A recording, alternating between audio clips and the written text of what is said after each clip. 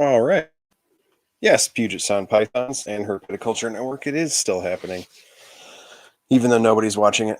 Maybe they'll notice their Facebook and YouTube notifications, because apparently nobody saw the Facebook comments. So this is episode 8, and I'm starting late, but I'm still going to stream it and record it because I'm going to release it as a podcast. So I got to have an episode 8, right? I decided to get into a fight with my laptop at 8 o'clock. Hi, Jessica Ward. How's it going? So that sucked, but I am here and doing my live stream for episode 8, and it's just going to be me. But I have an Instagram for you guys to check out for my guest who is supposed to be episode 8. That's Mike from Mana and Geckos, MANANGECKOS. He had to reschedule due to life and work. Like most of us, reptiles isn't his full-time job, and myself included, it's not mine either. And so I am going to try and reschedule with him probably in April. And it looks like, of course, one of the Sundays in April is Easter, and the way my 2 weeks per episode lined up, Easter Sunday is supposed to be an episode for me, which is probably difficult for most folks to do. So I think I'm going to try and rope Teresa in to be my guest, and I will talk to her about big lizards and doing shows. So that is the plan for that. So Mike from Mana and Geckos on Instagram will be either in April or a little bit later, but he will be an episode going forward. He just wasn't able to come on tonight, and so it's going to be me talking about collection stuff, just sort of going through the collection for folks that might not know or somehow came to the podcast in a way that wasn't through Coal Black Exotics or Reptile Room Confessions. If you randomly found us on Apple or something like that, that'd be kind of cool. Or if you're some random YouTube person, even better. Hey, Jeff, what's up? The first thing I wanted to tell people, and it's kind of awesome, we already got 5 viewers, even though I was super late. So thank you for that. For all the stuff that was going on in Texas, Oklahoma, Louisiana, and Arkansas with the freezing weather and snow and ice and things that they really weren't prepared for, especially with the Texas power grid, the folks at the Reptile Gumbo podcast and for the Herps reptile shows, they have all got together. I believe it was the brainchild of Sean, the guy who organizes the Herps Reptile Show. But either way, they are all involved in it now, and they have set up a charitable organization. So folks that want to donate to help out people in that area and that are having problems with all of the freezing weather and power outages. And I saved it on my phone so I remember. There's a PayPal address, and it is called the Herps Family Foundation. And the PayPal is Herps, Herps, Herps Family Strong, all one word, at gmail.com. And yeah, it looks like Sean Gray. So yeah, Sean Gray posted that and is the brainchild behind that. He is also the brainchild behind the Herps show circuit for reptile shows. And then the folks at the Reptile Gumbo podcast pretty much all participate in those shows and are big proponents of it. Herps is a sponsor of that podcast.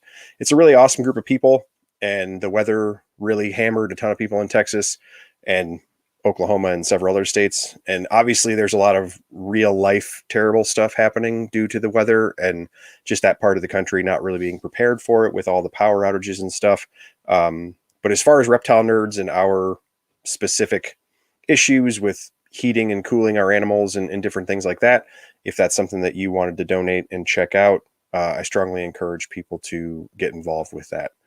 And then another one I wanted to tell you guys about, if you are not an Instagram nerd like me,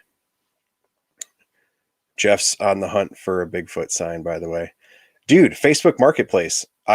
So for those that don't know, the running joke for Morelia Python Radio, another podcast that I am a nerd and follow, Owen McIntyre, one of the co-hosts, is a huge anti-Sasquatch. He doesn't believe in it. He doesn't believe in the mythical monkey. His life is sadder for it, I know. But the folks at Morelia Python Radio are the originators and now hosts of Carpet Fest, which before COVID and hopefully after COVID is just a big get together for folks that are carpet python nerds and generally reptile nerds as a whole. There's an East Coast one, and now there is one in the Southeast, and there has been one in the Southwest previously. There's also even one in the UK.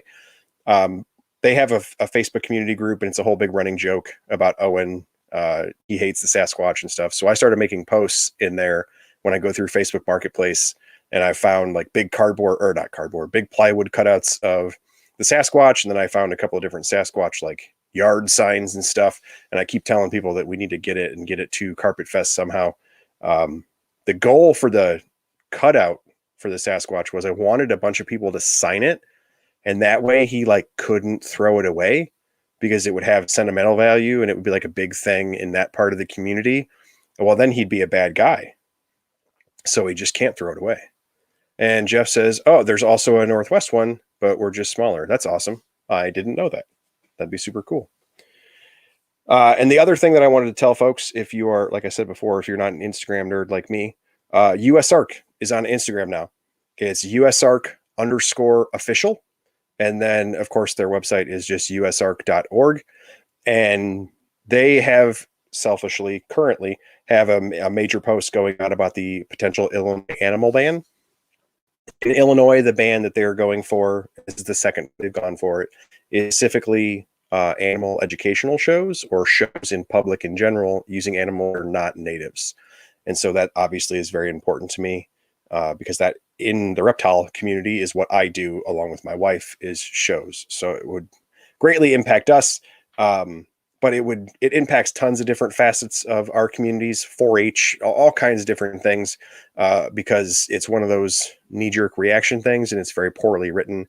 And so it's inclusive of all exotics, and the kind of folks that write laws like that don't realize that llamas aren't from here, and all the alpacas and different things that kids show at 4-H are just as foreign and exotic as my Argus monitor. So, we were very successful in Illinois in fighting that law the last time it came around at the state level, actually because Teresa, my wife, was sharing that on her Facebook, and some folks in our 4-H group happened to be lobbyists for the livestock industry.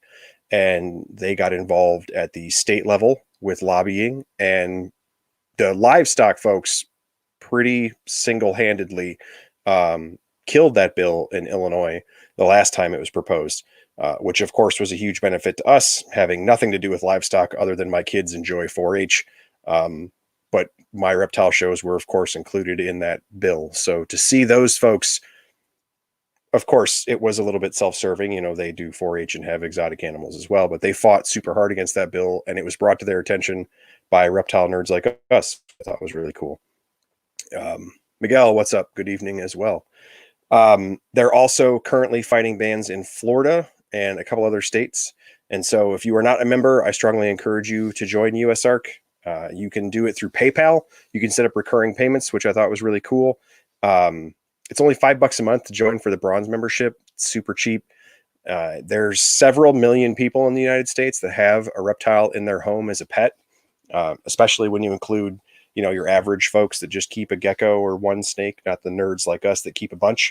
So $5 a month, if we had even 10% of the national reptile community, could be a significant amount of money. So I always encourage folks to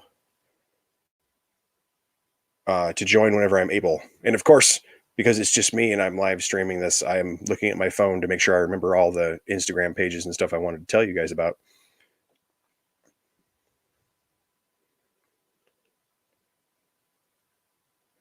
So, because it's just me, I was pretty much going to give you guys a collection update and maybe just talk about the collection a little bit in general. And then typically we interact with the chat anyhow. So I thought that was kind of how this would go. I'm going to share a picture probably on Coal Black Exotics, but I might put it up on Lizard Brain Radio instead, since I'm kind of bringing it to you guys first. We actually just had our friend Chad drop off some enclosures for us, except enclosures for us are 2 300-gallon circular, more oblong-ish troughs and 150 short, which is pretty cool. The store that used to be Big R, which is a Midwestern, probably Illinois specific thing, if folks out there don't know what it is, they were bought out by a company called Stock and Field, and then that particular company is now going out of business.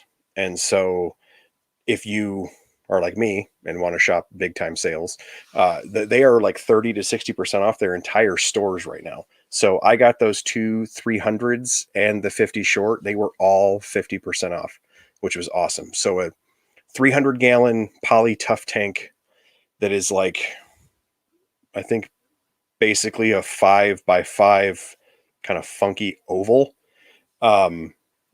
That ended up being $119.99 on sale. So of course we got the only two that they had.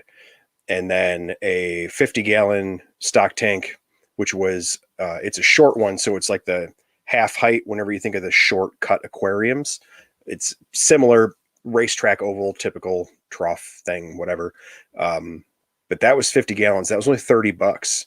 So if you're a Midwest person and you have a Big R or Stock and Field, or you're listening to me and even know what those brands mean because you're from this part of the country, I would strongly encourage you to check them out if you are able to find them, because I waited to pull the trigger and so mine was sold.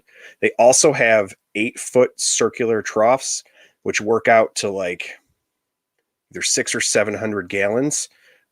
My store, my local store, had those. Their original sale was only like $162 or something. They were crazy cheap. And I think regular, they're like $230. And then a 10-foot circular trough, which is 1,000 gallons in most configurations. If you go to like a Tractor Supply or a Farm and Fleet, those are usually like $400. So if you can hit up those and you're a weirdo like me and have giant things, so you need a 10-foot circle in your backyard, you can have major savings. So I would encourage people to check that out. And I am being texted about passwords to podcasts. And since my son is probably listening to this, I don't know your password, Walter. And for those who are listening and don't know, my son and daughter also both have podcasts. So Walter does the Turtle Talk podcast and Indira does Indira Inverts, which I think is pretty cool. Obviously about turtles and inverts. So anyway, we're going to talk about the collection. We are still currently housing a golden tegu in the room. And we are also, and I'm looking up off camera because that's where it's at, right above my head here. We are also still using a mannequin for hairdressing set behind it in the corner, which is super creepy. I don't want to freak out my Wi-Fi, or I'd turn it and show you guys. Maybe I'll do the trough picture on CBX page, and I'll do the creepy head picture and put that on Lizard Brain Radio when we're done. For those that don't know or are not tegu nerds for some reason, golden tegus actually just recently in literature were broken down into 4 different species, but they are typically thought of as the smallest tegu species, although some of the bigger golds of now the 4 species of golds and blues can be similar in size. And then when you get female black and whites, can actually be a lot smaller than people give them credit for and still be sexually mature. And so they're actually, I think they're comparable to blues, but obviously are gold. People have always been big fans of them because the colors are beautiful. They're wildly defensive and are not the same. They're called tegus. In my opinion, they are not the same animal. They're not the same type of animal. They don't act the same. They are a totally different lizard. They are highly defensive. They are quick to run. They just do not settle the way the bigger tegus do. They don't act the way the bigger tegus do. They are so much faster. Is it Tegelensis or Cryptus? I honestly don't know which of the 4 it is. I do know that 2 almost never come in due to where they're from, and 2 are pretty much what we have to pick from. I'm not totally sure, to tell you the truth. I have to dig back into the paper and look at the differentiating aspects of the different species to make sure I know what it is that I have. And I have the paper. I just haven't dug into it because mine's still maybe 1.5 times hatchling size. So I'm far more interested in him not hating the giant monkey that's trying to touch him, as opposed to what specific gold species he is. I don't really intend to breed them or anything, so I'm going to let that kind of go as it goes.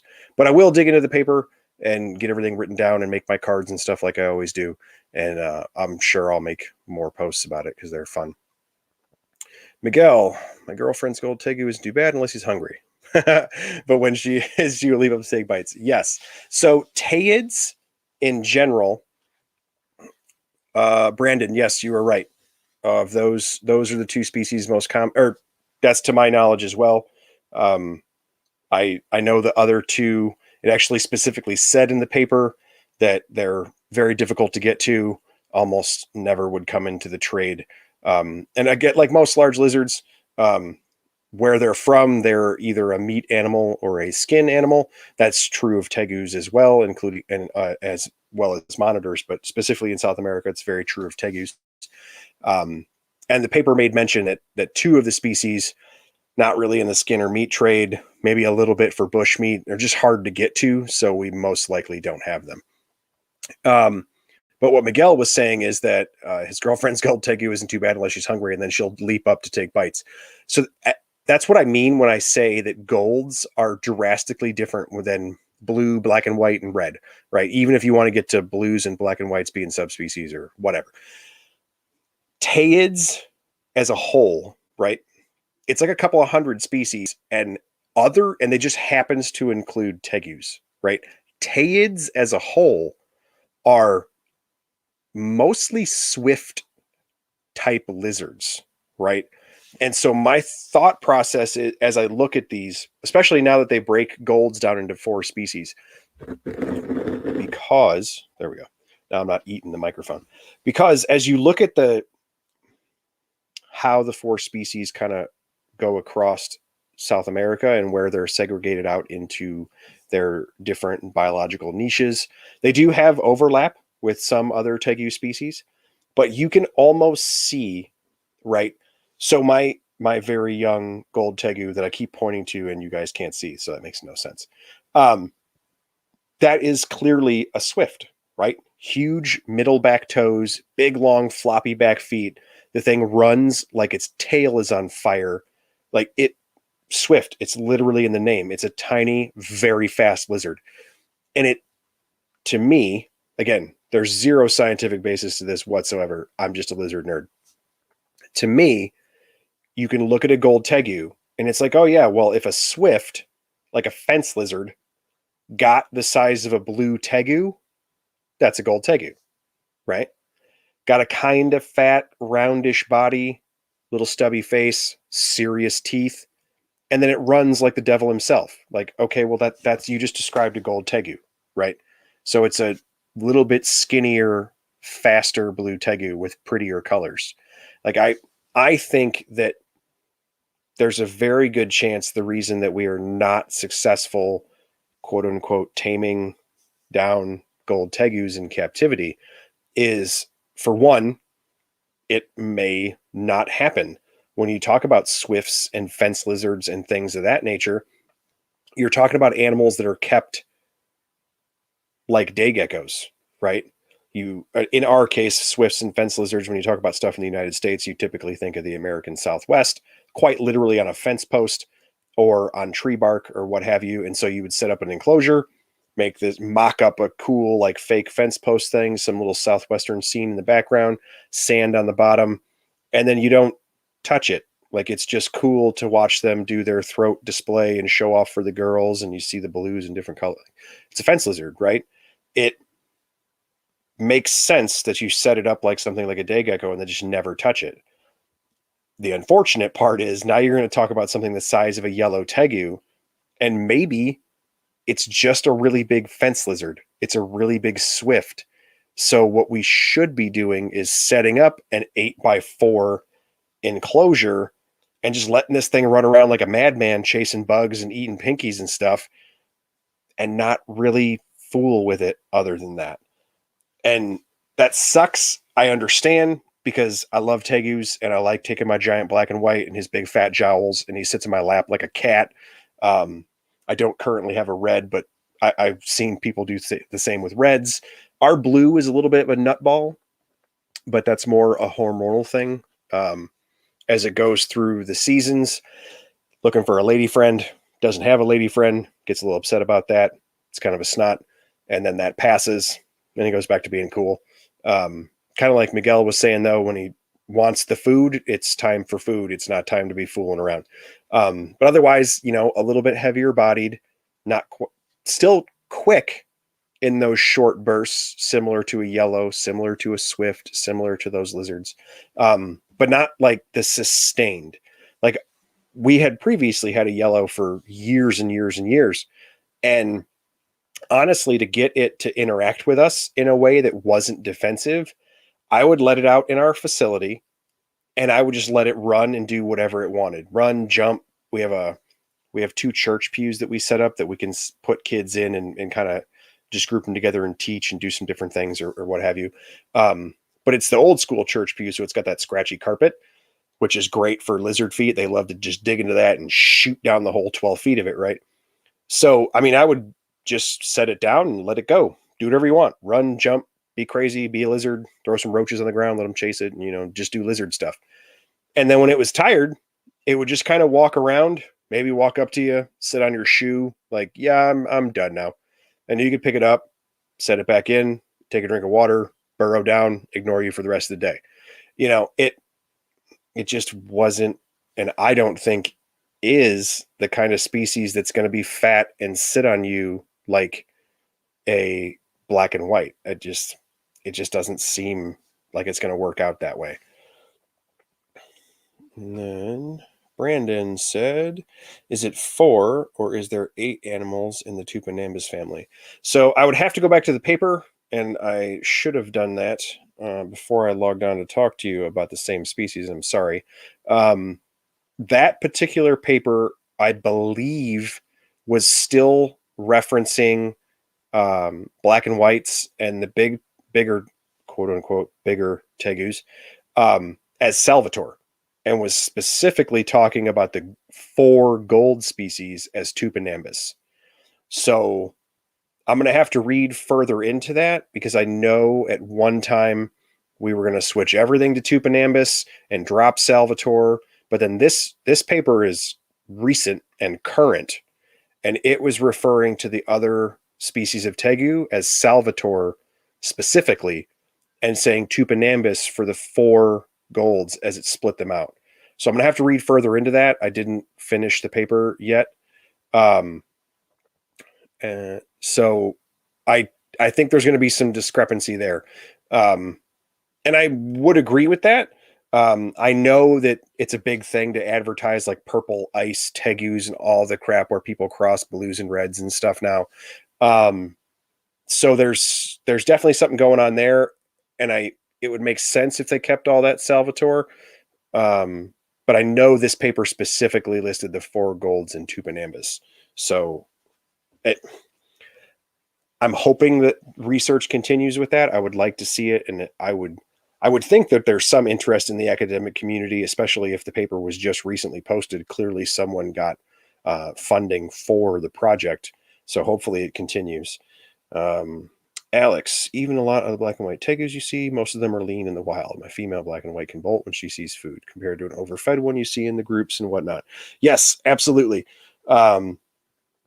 Males are a little bit bulkier. They have the jowls, show off for the ladies, that kind of thing. But yeah, you're right. When you see them in the wild, they almost look weird, right? Because the body is that lean, and then you get the weird fat jowls, like it has a beard like me, but then like a runner's body, not my big square body, right? And then we see them, and it's like a black and white speckled sausage with some neck rolls. There's clearly a difference there. And a lot of people in the hobby, in herpetoculture in general, want to like portray that like, oh, living in the wild is much harder. It's much more difficult. If maybe good body condition is closer to what we keep, as opposed to a potentially emaciated animal that you see in the wild. And there is some validity to that argument, but it's like everything, there has to be a happy medium. Not every tegu they take a picture of in South America, or sometimes now in Florida, is an emaciated, super skinny animal, when you are trying to use that as an argument for why your fat animal is okay, right? And not every bruiser black and white or red tegu is fat in captivity. Some of them are just beefy, muscular male animals naturally. But I would say that the likelihood is that more of our animals are fat as opposed to the vast majority of wild animals that we get pictures of are emaciated. It's much more likely to be true that we're overfeeding as opposed to some terrible anorexic plague going through tegus in the wild. I just don't see that. Brandon, I think if I recall correctly, they recently put more species in the Tupinambus genus. I think you meant not family, but I get what you're saying. I think what you're referring to is the old thought of the Colombian black and white and gold tegus as they get split. Yeah, so people were very much on the track of a lot of old school gold tegus were called Colombians, and then there was the Colombian black and whites that are more brown. That's just a black and white that's from Colombia, and there was a lot of really muddying of the waters as you got into animals that came in captive or came in through the pet trade. Not captive; they were all wild caught, but. I would also have to refer to what I read. Yeah, I know. I should have brought the link up on the paper before I opened my mouth on a podcast that had live chat. But yeah, that paper is going to be a really big deal. Especially, I hope it's a big deal. It's a big deal to me because I'm a nerd and I like gold tegus. I don't know how big of a deal it's going to be in the hobby because there probably aren't as many gold tegu nerds. Apparently there's like 3 in our chat, but that's probably an alignment of the moon and planets to find that many of you that have an interest in this lizard in one place at one time. Yes, Jeff, obesity is a huge problem in the hobby. Please don't be talking about me and calling me fat. I hope you mean the animals, which isn't true at all. It shouldn't be the animals, but yes, that is true. Alex, 100% agree. There's a difference between being big and fit and big and obese in reptiles. Yeah. It's a weird thing to see muscular animals. And it's not a very good, not a lizard example, but for me, when I think of things like that, I think of retics and then berms, right? Berms are going to carry a little bit, not a lot, a little bit more body fat than a reticulated python, right? Much more terrestrial, swampy, moving in the mud, pulling things down. It's a different style of hunting and a different style of foodstuffs, right? Then you talk about a retic, especially like a smaller, like say a male retic in that 8 to 10 or 12 foot range. That is actually a fairly arboreal animal. They're great swimmers. Berms are good swimmers too, but it's just a different vibe. It seems like they're much more sit in the shallows and kind of weigh you down with my fat. A little bit on the anaconda thing, but green anacondas are found in open water way more than people talk about. And I think that they're a much different style of ambush predator than we give them credit for, but that's a different thing. But if you hold, like I have my retic that I use for shows, she's about 10 feet long. And male or female, it doesn't really matter because until they're like 10 or 12 feet, they don't start getting that girth and their big fat head. So anything below 10 or 12 feet, it all fits the same vibe. That snake is arboreal. She likes to climb. She is incredibly powerful. If you set her on the floor, she will go straight up your pant leg. And if you let her get a hold of your arm as it sits down here next to your thigh, she'll wrap your arm and your thigh together and you're not getting them off. Like that is an arboreal python that's very, very strong with very little body fat. Granted, I feed her like once every 4 weeks and she mostly eats birds of some kind. So there's a little bit to that. Conversely, I have a like 13 and a half or 14 foot female albino berm.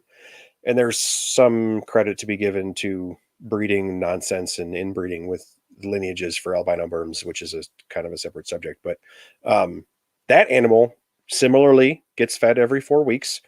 I go by percentages of body weight. So it's the meals that it eats when it swallows, you really can't see in its body. It's not carrying an unnecessary amount of fat. It doesn't eat every week or anything like that. And it is carrying a significant amount of fat in comparison to even its smaller counterpart. I have an like 8.5 or 9 foot male berm as well. And it's the exact same thing as that 10-foot retic. The head hasn't bulked out yet, hasn't got to square, still has a neck.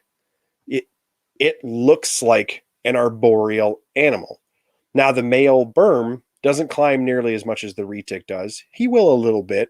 If you were seated on something, or when we let stuff out to kind of move around the shop and do what it does, he might get up on the pews or something smaller like that. The big albino female does not do that. She wants to go under things and hide.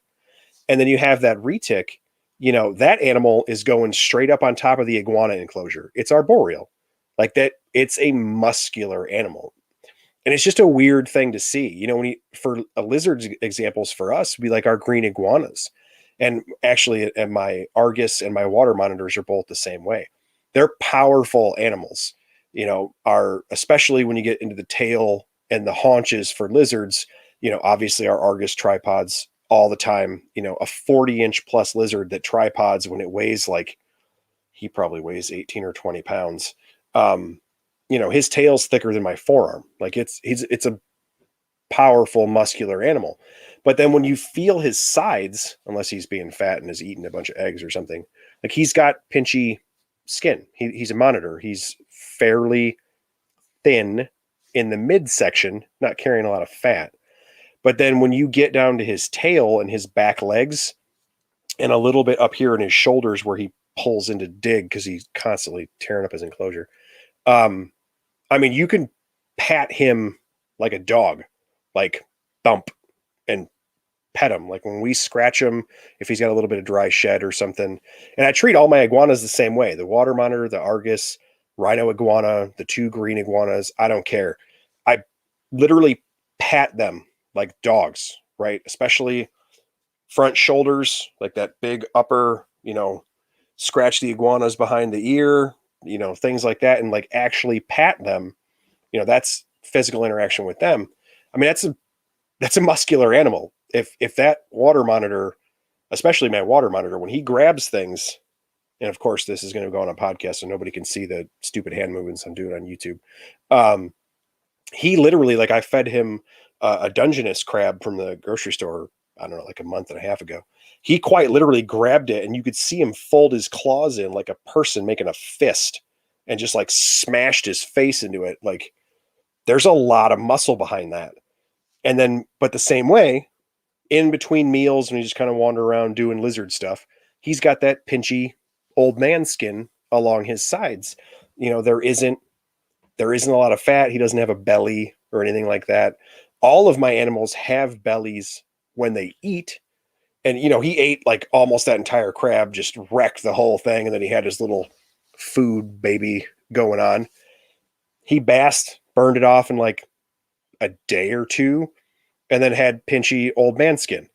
The Argus is the same way. He'll pound like 2 chicken quarters that I chopped up from the grocery store and just look like uncomfortably fat for a day or two. By day like 4, just craps everywhere and has pinchy old man skin. And then day 5 or 6, he's kind of snorting around looking for more chicken. They really are feast or famine animals. And especially for the predators that I pretty well treat them that way. My herbivores, we do a little bit of seasonal feeding, not really, because most of them are tropical. And so that doesn't make a lot of sense because especially in the tropics, when you get equatorial, continuity for greens and not necessarily fruit, but for greens makes more sense. Food would typically be available to them year round. It would just be varying sugar contents because then you're going to have the, wax and wane of the fruiting seasons and things like that. So we do play around a little bit with it when we're offering things fruit because it's way too much sugar for most stuff. Even the tropical animals. And then we offer greens and things like that pretty consistently. And they're the same way. Like it doesn't matter how much, with some exception, It doesn't matter really how much or how often I offer things to my iguanas. They kind of eat until they're full, and then they get their little, you can see their little iguana belly. They go bask and climb and run around, tear the enclosure up, do all the stuff that they do. I take that food out, or, chuck the end of the greens or whatever and throw that away. And then they crap, make a big mess, tear up the water bowl, all the stuff that lizards do, get that pinchy old man skin. And then because they're iguanas and they're hugely visual and food centric, they'll come to the door and start looking at us. And it's like, okay, well, he wants food, so we're going to do that. But yeah, man, there should always be that ebb and flow. If every time you look at your lizard, it has a food baby belly, that lizard is fat. There should be fluctuations in your animal's condition pretty much all the time. It should never be a constant thing. Lizards are not snakes. Snakes have a body condition that you expect. That body condition looks the same unless they have just taken a meal or are sexually active in some way. Other than that, their body condition in captivity really should not change. Snakes are very consistent things, especially when you talk about things like pythons. You keep stuff like the Terry Phillip method, 84 degrees all the time, feed every 4 weeks, so on and so forth. That animal should basically look the same, even as it grows. It hit a growth spurt, so it looked like it thinned out a little bit. Then because it hit the growth spurt, obviously you changed its prey item size or maybe prey item frequency. And then the body condition would go back to quote unquote normal. Lizards are really never going to be like that. It's going to have that wax and wane for pretty much everything. And if you don't see it, to me, I would say that that's probably a husbandry thing that you're going to need to correct in some way. I don't know. That's maybe a controversial thing to say. I'm not really sure. Nobody in the comments has tried to light me on fire or anything. So, yeah, even for insectivores, like any of my lizards, it doesn't matter. Their body condition does not stay constant. They eat, get a little tubby, go to the bathroom, noticeably are lean, running around doing lizard stuff, food time. And it's very cyclical. And it could be a rapid thing. My insectivore animals, the agamids and stuff, pound bugs, get a little bit of a bug belly, burn it off, and then they want to pound bugs a day or two later. That's very quick. And it's only a day that the starry agama looks like he's got pinchy old man skin, or she, while she's running around looking for bugs. But that's her. The consistency is the cycle of body change. It isn't, she's not a uniform starry agama, white stars on her face, black gray body, straight. That's not, she looks like that after she's eaten a dozen crickets, goes to the bathroom, burns it off, running around for a day. She doesn't look like that. She looks like a wrinkly lizard from the desert who's running around chasing bugs. And then we go back, and there's a lot of a continuity there. I don't know. I just think that's a very specific difference between snakes and lizards that somehow we got onto a tangent when we talked about fat tegus. Alex, with your water dragons, there's noticeable middle bulge after scarfing down roaches. Yes, exactly. 24 hours later, the bulge is lower. They poop, then wait 2 and 3 days and feed again. Yeah, exactly. Only long-term bulges you see are girls that have eggs, which are a lot larger than a food belly, ideally. Yes, exactly. And that's, in my opinion, totally normal. Regardless of the type of lizard, I've really never seen, again, just my collection, my experience. I've really never seen a lizard species that keeps body consistency in the way that I expect my snakes to keep body consistency. They don't eat the same way. They don't act the same. Like, they're just not the same kind of animal. And I know it can probably be hard for people, especially as they transition through the hobby. If you're a newer person or you came in and you had a corn snake, red tail, sand boa, whatever. And you were just used to, especially something like a red tail or really any of the boas, they're literally miniature adults from coming out of their mom to being the size of their mom. They just look like a boa, right? And so you can look at it and be like, okay, that boa isn't skinny, it's not fat, it's just a boa. And then as it grows and I feed it the way I'm supposed to feed it, and then I adjust my prey size for its body type, and then it gets to be the same size as its mom, and it's just a boa. Like that's how it's always going to look. Okay, cool. Compared to something like the tegus, as babies, they're running around chasing roaches. My tegus now can eat, well, they're kind of fat, but they could eat quail.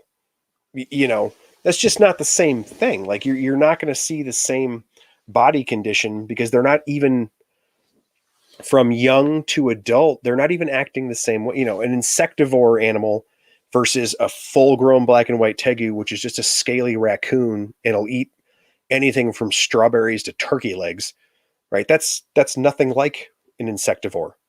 But we all know that when we keep baby ones, you feed them roaches, you feed them mealworms, gut load your bugs, rock out, and they'll just destroy those things like they're a bearded dragon.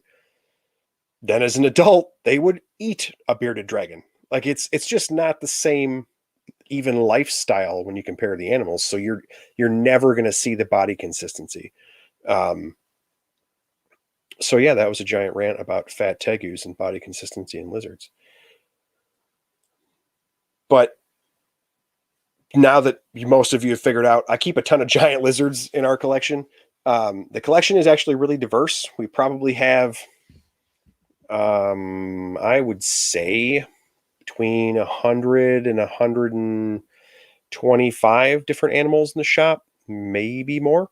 In our shop, it is kind of a fluctuating number. A good rant nonetheless. Thanks, Alex. I like lizard rants. That's basically what this podcast is. It's just lizard rants. Mostly I try to let other people rant because I think as a host, you should let your guest yell at you. Brandon, thank you. I just got a Facebook notice on my laptop. I'm pretty sure that was you messaging me the paper, and I really appreciate that. I will dig into that after the episode, and I will make a post about that or try and share that. I assume you guys probably shared that on your stuff as well. So I'll make sure to do that. I don't want to screw up my laptop because it hated me earlier, so I don't want to open it right now. But I will absolutely continue reading on the subject. But no, what I was saying, with the collection, it's really varied and it changes for us. Not as frequently now due to COVID and, folks not doing as much stuff. But my wife and I are board members on the Friends of Scale Reptile Rescue. And we adopt things through the rescue. We foster things through the rescue. In Illinois, our rescue is sometimes a drop-off for the Department of Natural Resources folks. A lot of different things that we do. And so our collection sometimes fluctuates and varies if we are, housing an animal for the rescue or, fostering something. We occasionally are a drop-off and pickup point for people. And so if the world were back to normal, and not in all the COVID craziness, then there would be a much more fluctuating number of animals in the shop. We're fairly consistent right now, obviously due to COVID, same thing as most folks. I haven't really added a whole lot.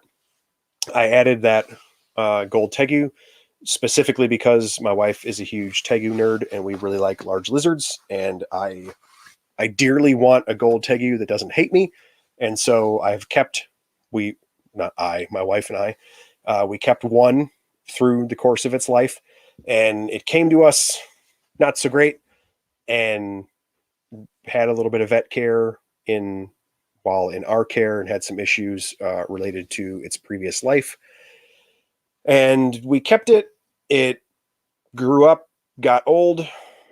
Thank you for the continuing papers sending, Brandon. Send all you want. I will read every single one of them. So our previous gold tegu had a few issues related to its previous life. So we took care of it, did what we could. It lived a good life with us, got old and passed away as lizards do. And so I was able to get this one very, very young. I am a huge proponent for big lizards specifically, not necessarily geckos and small stuff, but for the monitors and tegus and large lizard species. I'm a huge proponent of starting young, trying to work with hatchlings, younger animals. If you can start captive bred, that's awesome. Unfortunately, with this particular species, or now group of species, as we were talking about with the papers, that doesn't always happen. So I was at a local pet store, which is Chicago Reptile House in Orland Park. Some of you guys who have seen the previous episodes saw Sean. He is the manager there and was one of the first people I interviewed. Super good dude. Brian Potter owns that store, and that is one of him and Bob. They run NARBC. Of course, Tinley Park is where one of the NARBC shows is hosted. Typically, again, pre-COVID, twice a year. And so I see those guys a lot. I know them, really good dudes. I went in to talk to Sean.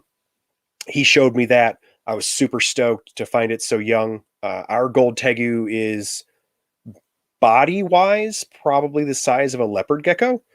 And then, of course, a much longer, thinner tail, as opposed to a gecko build. But that's the smallest in person I've ever seen one. So I grabbed it for sure. It's in our bedroom. Again, like I said, we were doing the weird head thing, trying to get it, just desensitized to seeing human beings. My kids, like most people's kids, are doing a little bit of homeschool, a little bit of real school. So there's people in the house a lot more often. So I'm hoping that will help with that particular animal. And then lizard wise, the only other thing I added recently was I added a brown basilisk baby. For those that might remember, I talked to Eric Haycraft from Cask Headed on Instagram. And I then went to a local reptile show, one of the few reptile shows in Illinois that has been allowed to function, due to all the COVID restrictions. And it was awesome. They, did social distancing. They were pretty set on the number of people they were going to have and masks, and there was hand sanitizer all over the place. It was cool. In my opinion, they did it the right way. Lots of people wanted to get in, obviously, because we haven't been able to have reptile shows. So pretty full house, even, regulate numbers that people were kind of shuffling out to shuffle some in. And that was a little bit of a hassle, but I think they did a super good job. And so we went there, honestly went there. I didn't realize the show was going on. One of my friends was working security, and he's not a reptile nerd, and texted me and was like, "Hey man, there's a reptile show like 40 minutes from your house. Why aren't you here? I thought you nerds couldn't get out for like a year. Isn't this a big deal for you?" It's like, oh my God, yeah, it's a really big deal. I'm gonna come check it out. And I actually was going there to get an African egg-eating snake. We specifically use those to teach, and we had one for years, and he finally passed away due to old age. And I had just not. Brandon is also a Tupinambus nerd. Glad to hear it, Brandon.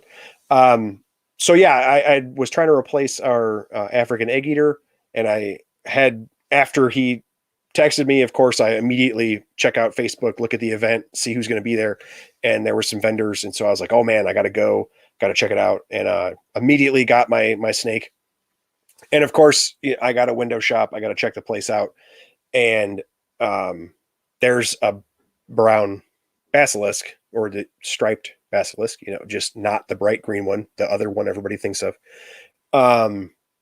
Wonderful, looks beautiful. I would almost guarantee it is an import.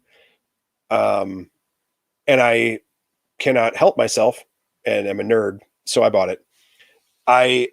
So for those who have heard me talk on other podcasts, a lot of the other podcast type of things that I have done or continue to do are typically aimed at new people.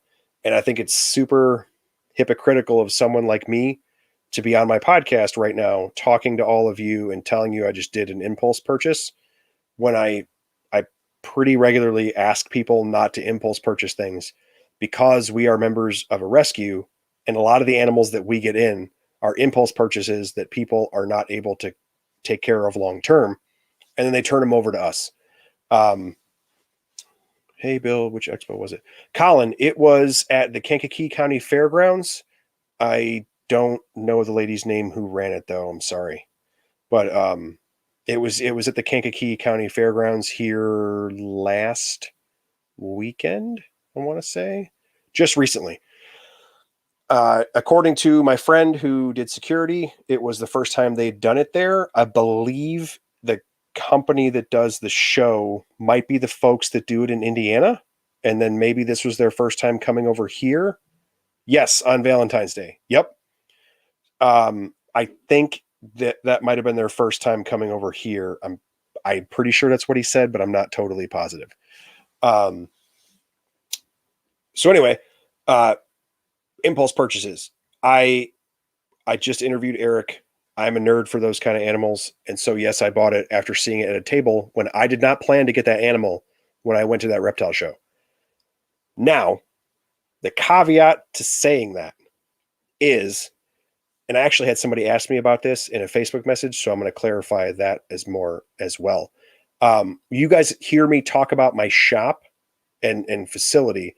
My wife and I actually have an entire storefront that is 2 levels. There's a main floor and a full basement that we have set up as a petting zoo for reptiles. And so while I did not plan to purchase a small basilisk, which will grow up to not be a small lizard, it is, in my opinion, probably a small to medium sized lizard. I don't think they're big lizards because my qualifier for big lizards is like an Argus monitor. So to me, it's a small to medium lizard. Anyway, I have an entire basement full of enclosures. I have enclosures that are just set up, planted with nothing in them. I have a multitude of equipment and all sorts of things. And so it isn't one of those things where I bought a cheapy $20 lizard and then also had to buy my Exoterra, also had to buy my light, and so on and so forth, and truly just impulse purchase the entire setup to learn how to keep a basilisk. I just, for new folks, and everybody in the chat is not a new person, so this doesn't apply to any of you. But if you are listening to the podcast and are a new person, that's what we mean when we say about an impulse purchase is, an animal that you maybe or were not set up to care for. I am at any given time set up to care for anything that's smaller than a dinosaur. And so it isn't that I bought this thing and then had to go out and set up the entire thing and it sat in my shop, and it had to sit in a deli cup for 2 weeks or a week while I bought the stuff and so on and so forth. No, I literally came home. I have a quarantine thing set up. It went straight into even my quarantine enclosure is bioactive and planted, which is kind of ridiculous. That's totally unnecessary. You don't have to do that. But it's in a 29-gallon, full decked out, bioactive quarantine away from all my other lizards. And so it's just it was an impulse purchase. That is true. I did not plan to buy that lizard. I saw it and was like, holy crap, I have to have that. Here's my $20. That's an impulse purchase. But like Alex was saying, it's having the resources, which I know is not necessarily fair when I'm talking to new people, but I just have tons of enclosures and tons of space, and I'm very fortunate and very lucky for that. So when I make stupid choices and just buy a basilisk for no reason, I can. I wish there was a better way for me to say that. I encourage people to not impulse purchase a lizard the way I impulse purchased a lizard, unless you also have a building full of lizard stuff. If you do, and you plan to keep that lizard for the next 20 years, like my nerd self, then you should rock out, buy whatever you want to buy. Jeff asked me a question about constrictors. Let me scroll back up so I can read that. I'm sorry, I missed it. Do you guys keep any large constrictors? Yes, Jeff, we do. I keep boas. retics, sperms. Have a yellow anaconda. I don't have a green anaconda because they're super expensive. I dearly want one. For those of you, again, Instagram nerd that I am, Megan Kelly, she's Megaconda on Instagram. I believe Megaconda on Facebook. If not, she just has a regular Facebook, but I don't encourage you to Facebook stalk her. So go to Instagram and look up Megaconda. Wonderful, breeds them. I would love to get one from her. I am just a penny pincher. And so I haven't pulled the trigger on one, and I dearly in my bones want an African rock python. And there are folks, at least one guy I know for sure breeds them in Indiana. And man, I want to get one real bad. But again, I am cheap, and I at least the majority of my animal purchases are for shows, and it's for me to teach with, and they're purpose driven. My wife is not nearly as much of a herpetoculture hobbyist collector type of nerd as I am. She is an educator, and she teaches with these animals, and they have a lesson and a purpose, and it's very driven in that manner for her. She really enjoys giant lizards, but it's because of how she's able to physically interact with them and use them in an education setting, and sit with them and participate, and it's all kind of driven that way for her. I am a nerd for it. Like I want to have every king snake, or as close as I can get, king snake species, right? From like California to Florida. And then I want to teach kids about like all the different habitats. And then I want to show them a dozen king snakes, or show them all these rat snakes. And I want to have the whole set, and then teach a whole lesson off the whole set. And so for giant constrictors, for me, is the same way. Like, this is a Burmese python. Well, this is a Burmese python that's a green morph. Well, it's not like ball pythons. A lot of the morphs, quote unquote morphs, that we have in Burmese pythons were imported wild caught, and could possibly be considered localities. Like the granite, from everything I've read historically, that's a locality. Like a bunch of them look like that there. So now that's the morph of Burm that I have, a granite. And I want to teach that. Like, dude, check this out. This isn't from the normal forest in Burma. It doesn't look like a Burmese python. It looks weird, but it's a Burmese python. A green Burm, dude, that looks like a green anaconda. You can't tell me it doesn't. Is it from a place that's full of brown, fast moving water like a green anaconda? Is that why it looks like that? I have no idea. But like, I want to see the paper where a dude or whoever studied that. Like, I get really super nerd. And so I want the whole set. And I dearly want an African rock python because they get gigantic.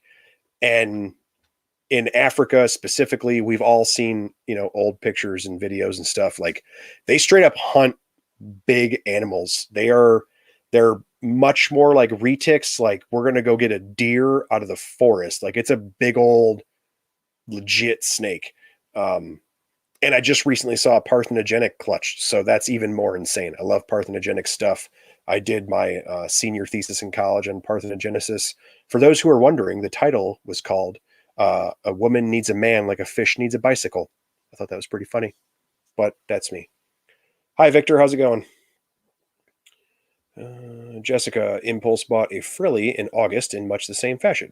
Wanted one for over a decade, didn't expect to see at the show, had all the random parts for an enclosure, and just needed to assemble it. I'm also fortunate enough to work at a clinic that sees reptiles, so took him along for a checkup the following day. And yeah,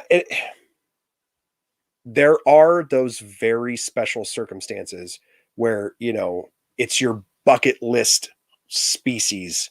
And it's like, yeah, I happen to have the money. I haven't seen one. I got to do it. Bam. Was that an impulse purchase? Sure. You didn't plan to do it, but you didn't have to Google a frill a frilled dragon while at that show. You know what I mean? Like you'd wanted one, you'd done the research. The only impulse part was you seeing it and having the money in your hand at the same time. You didn't have the impulse of, I just learned what a frilled dragon is today and am Googling it while holding the lizard. That to me is not the same thing. It doesn't always go bad. If you're at Petco and you just bought a leopard gecko and then had to Google how to take care of it, you most likely will be okay because it's a fairly simple thing to do. It greatly increases your chances of things not being okay and things going wrong, but most likely you'll be all right. That is not going to be the same thing if it's a beaded lizard or a Nile monitor or a caiman lizard, or Jeff just said a legless lizard, or any of the, like, when you get to the large, potentially dangerous, weird, delicate, like a chameleon, just goofy stuff that all of us nerds talk about. Those are the things where when you impulse purchase, you're going to run into, your major issues, which are unfortunately stereotypical in the reptile hobby. How many people impulse purchased baby chameleons for $20 and then all of a sudden they don't work. And it's like, well, yeah, man, $20 Savannah monitors, $20 Nile monitors. And then there's like 2 dudes that I ever see on Facebook that have adult ones. Well, I went to the pet store and I saw the 40 lizards for $20. How are 2 dudes showing up? Like, I have a Facebook that's geared to find those people, and I still only see 2 of them. Like that, it clearly didn't go the way it was supposed to go, which sucks, but you kind of knew that was how that was going to go. Jeff, definitely want to add some legless lizards to the collection. Dude, legless lizards are super cool. The European ones, Sheltopusic, those things I keep exactly like blue tongue skinks. They act just like blue tongue skinks. They love to eat canis snails. They love to eat invertebrates. Mine crushes night crawlers. They're so much fun to keep. They look super weird. They can get really, really light cream colored. Mine is like cream with orange markings on its back. Like, he is crazy looking, and he's definitely a male, and I have no girlfriend for him, which sucks. Ryan McVeigh is trying to convince me to build a hibernaculum in my backyard and basically dig an 8x4 enclosure in my backyard in Illinois and then fill it with mulch and leaves and surround it probably with cinder blocks, so that we can get like 20 of those things and make a hibernaculum and keep them. And I think that might be the most insane thing I could do with lizards, but also probably the only way I would ever successfully be able to breed them. They are super seasonal. There's reports of folks in Turkey and in different places like that when the leaves all fall from citrus orchards and there's some of the leftover fruit, and it just makes like this super gross layer on the ground of nasty leaves and fruit. Slugs and snails just come out of the woodwork, literally out of the woodwork, to eat that stuff, right? And they, like, the reports from that part of the world are like, it looks like Canadian garter snake breeding balls of just legless lizards everywhere, and they're just crushing snails and slugs and all kinds of stuff. Hearing that from Ryan and reading up on that is actually what got me to start using earthworms for more of my skinks, and specifically for my legless lizards. And dude, they just destroy them. They slurp them down by I get a 24 night crawlers in a cup, like from the bait store, and they literally slurp them down like spaghetti. It's awesome. I strongly encourage people to check that out. I've also had Indonesian legless lizards, which are very similar to the Burtons from Australia. And I would say, so those are lizard specialists. They're a lot harder to feed. I had to use animals the whole time that I had mine. Cool, dude. So cool. The only problem I had is males are much longer and slender, very striped, and they kind of live, basically they live up in the bushes, right?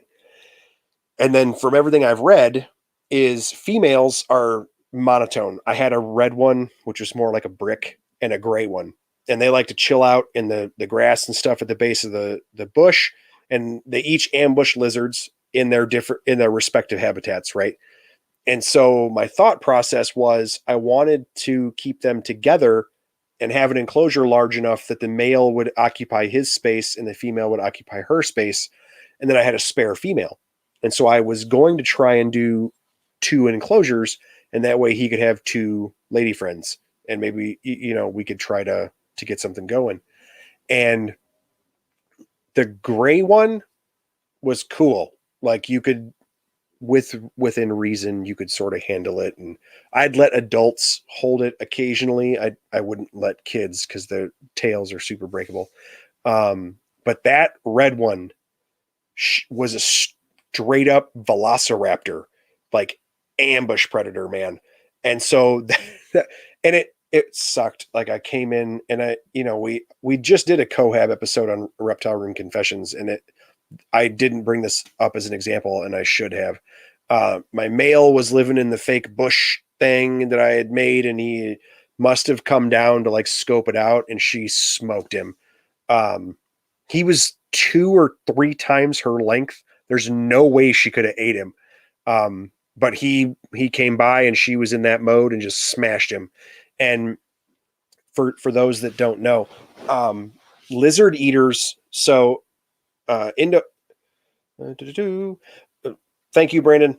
The lizard eaters are, especially when you talk about things that are built like an animal.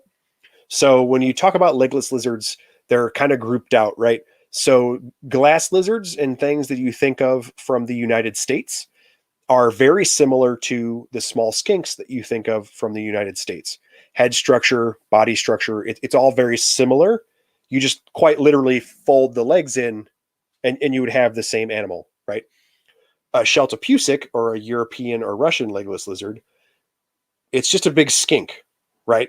Flat head, bulldog face, pushes underneath things, likes to eat slugs and snails, and it's skink, right? It's a skinny blue tongue skink with no blue tongue, and it's peach colored. Like, it's, if you just folded a blue tongue's leg in and stretched it out like Play-Doh, that would be a fancy colored European legless lizard. Like, you can totally see the body structure, right?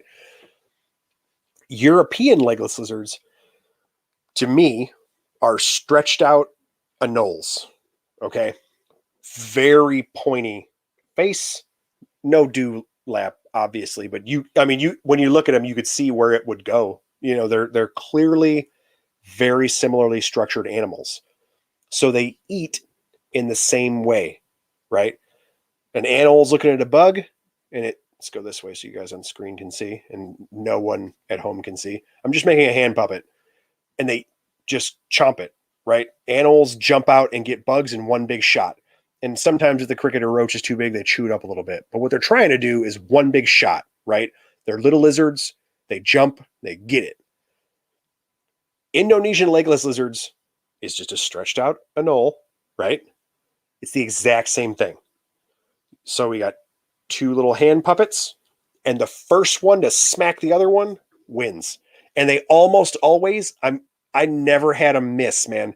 They would bite them right behind the head and just squeeze it, and done. It was amazing to see their accuracy and the similarity of the body structure. I mean, I don't understand how anyone could look at them and not go, oh yeah, it's a stretched out skink. Oh yeah, it's a stretched out anole. It's so obvious. I loved them. I loved having them. I would love to be able to find some more of the Indos. When I found my Indos, of course they were imported. To my knowledge, they're not captive bred that I'm aware of. I found them at NARBC here in Tinley Park. Oh man, probably 4 or 5 years ago. And it was just a luck thing. I was walking through the show, I saw them, and I was like, here's all my money. I'm taking these with me. And so I hurried up and bought them. And they're super cool, man. I strongly encourage people to check them out. Europeans, Jeff said you've been looking for the Russians for a while. My understanding is that Russian legless, European legless, whatever you want to call them, are a bycatch for folks that are out when they are they're exporting, we're importing Russian tortoises. And so a lot of times, if you keep up with the folks that import, or you keep up with the folks that supply pet stores, or if you're cool with your local pet folks and can kind of get in the know a little bit, when they start to get in or start to get lists that have Russians, Russians are always on the list. But when Russians are coming in and aren't just like leftovers on the list, your pet store should know the difference. They should be able to tell you, like, hey man, legless are showing up on the lists again. It's going to be the same time of year. And to my knowledge, I don't believe there's been any export numbers or quotas or anything set on them, but that would be probably something to ask if you're trying to find them. But yeah, they definitely come in at the same time. And I'm given to understand that they're a bycatch. What they're actually looking for are Russian tortoises. And because they're, in my opinion, basically just skinks, I think keeping them in a group like that and you got to cool them I think is going to be our only way to probably produce those. And again, that's another one that I don't think I've seen anybody produce them. I honestly don't think I've seen anybody that had captive hatched or I guess captive born, where a female came in and dropped. To my knowledge, have not seen that. I don't think I've ever seen that. Like in my history of keeping, have I seen that? So maybe the time of year when we're catching Russians and getting the legless bycatch is the wrong time of year. Like, cause South American stuff and Indo stuff comes in a lot and drops babies. And so I think there's probably something to that with folks who are, a lot of folks are breeding ball pythons and green trees and different things year round now. So maybe there's something to that the animals from those places more frequently are imported and drop. And then when you get to something like the ground boas and the Isabel Islands and stuff, I personally think there might be something to the fact that we constantly import females that are gravid and drop. I would guess that they're collecting them on purpose because they know that people want to purchase those. But I think a lot of the Indo stuff and different things, it's just they're pretty consistently having clutches and babies. And then when you get to the weirdly specific things, European, Russian, North American, that's never going to happen. It's always seasonal. If you don't collect a female after breeding season, you're not going to sell a female that just happens to drop eggs. It just isn't going to happen. We're too seasonal for that. We have a friend who keeps a group and watching them eat was so cool. Yeah, man. I just recently posted a picture from the folks at Reptanical Labs, do button quail eggs, and they put some quail eggs in an auction that I won. And then I take pictures and do little videos and stuff. And I tag them in it, or I send it to them, just kind of in return for their donating stuff to the auction, because I thought it was cool. And my legless crushed like a whole bowl of quail eggs. It was fantastic. It was fun. Colin says a member of the Chicago Herpetological Society produced 2 babies a few years ago, and they look crazy, much more color and pattern. That's awesome. I did not know that. That's awesome to hear. It's like most stuff in the hobby, dude. Those 1 or 2 people that start to figure out the puzzle, if they're cool enough to share the info, that's what it takes is, finding somebody else's recipe and then follow it. It probably won't work for you specifically the way it worked for them. But it gives you a starting point, and then you start to tweak off of theirs. And that's how a good chunk of us can become successful. Like I said, man, I didn't even know that. That's super awesome. There are a lot of people. So for folks who are listening to this or are here live that don't know, the Chicago Herpetological Society is humongous, for one thing. And it also has a ton of people who are really, really successful keepers in the sense that they keep tons of cool stuff. They're very successful, but like just some of them don't have Facebook. Some of them don't have Instagram. A lot of the folks that I personally have met from the Herpetological Society in Chicago specifically are quite a bit older. And so they just maybe aren't into social media or whatever. The Herp Society itself, I think does a good job of trying to, advertise that stuff and, hey, check out the cool stuff our members are doing or whatever.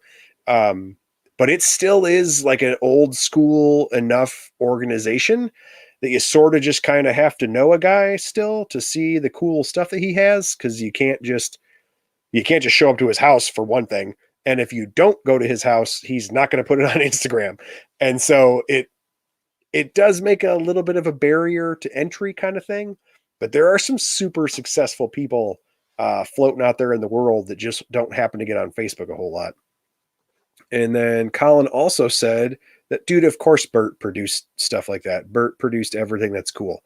Bert Lengerwerf, for those that don't know of Agama International, he has since passed away. He was incredibly successful with a number of different lizard species and just was a genuinely cool human being that had an amazing life and did all sorts of amazing stuff. If you are in the live chat and don't know who Bert is, you should copy and paste Colin's comment and Google him. And then you should also, hopefully I can look it up here on my phone. I'm not going to do that. I'm going to open up my email and I'm going to tell you guys about a Kickstarter. So I don't eat this microphone while I'm talking to you. There is a Kickstarter. Come on, laptop, don't fail me now. For a book on Bert Lengerwerf's life. And that is super awesome. It is a project being done by Russ Gurley. And I'm hoping that my email will open up and I will be able to tell you guys what it is. My laptop does not want to do two things at one time, which is fantastic.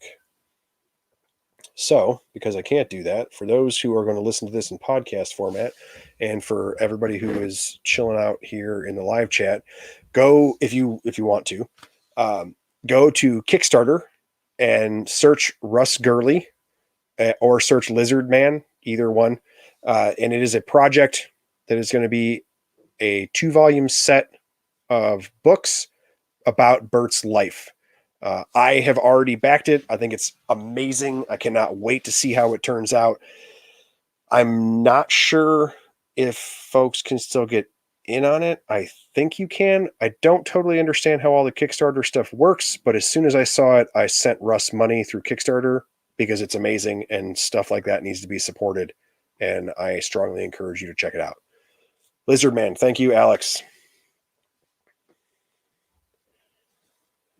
Benjamin is working with a Natalie, and they fascinate me. Yes, that's because they are amazing.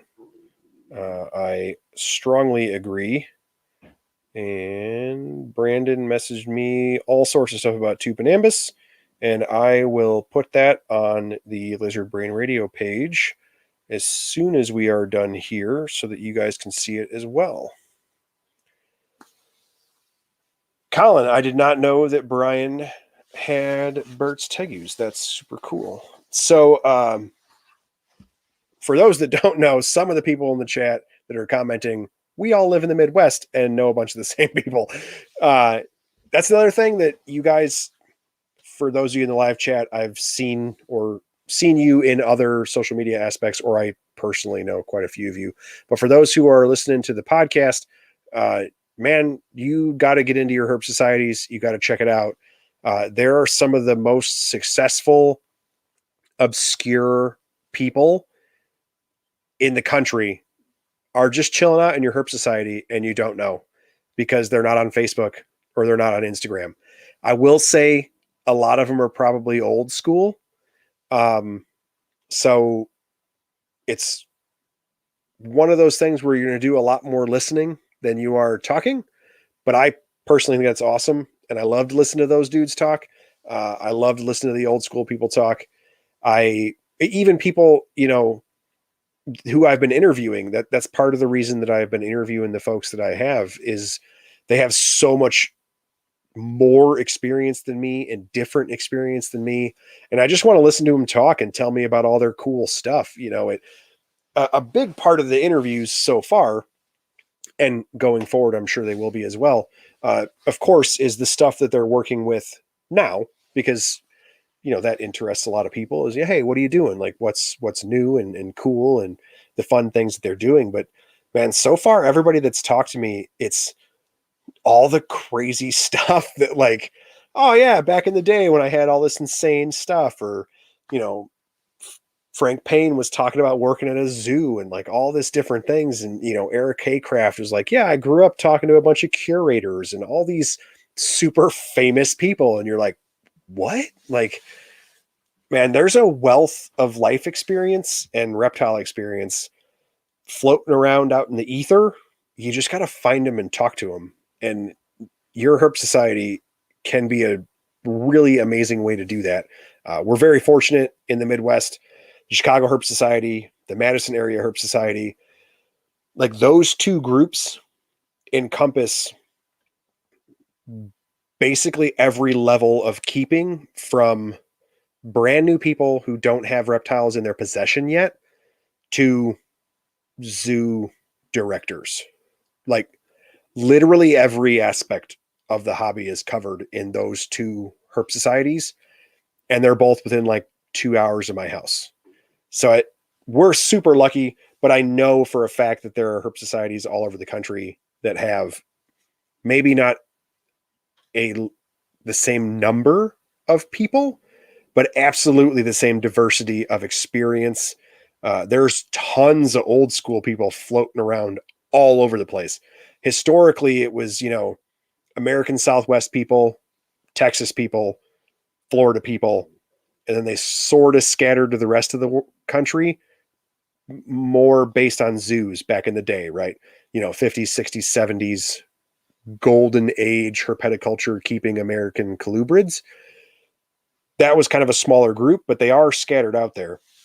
But man, the more you listen to podcasts and the more you float around on social media, you start hearing about people that from all these random places, that, oh, I've been keeping whatever since the 70s. And it's like, how did you even get that if you live in Idaho or whatever? It's just, it doesn't matter where you live. There's super random people.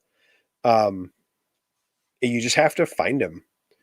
Jeff says, ours shut down before I could get more active in it. I hope it starts back up. I agree. Start one. No,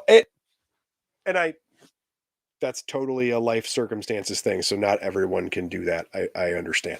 But man, if you live in a place that doesn't have one, especially with the advent of social media, make one. Like, just invent your own group of nerdy friends and make it. I made one where I interview a bunch of lizard nerds, and then you all showed up to talk to me. Like, just make it up.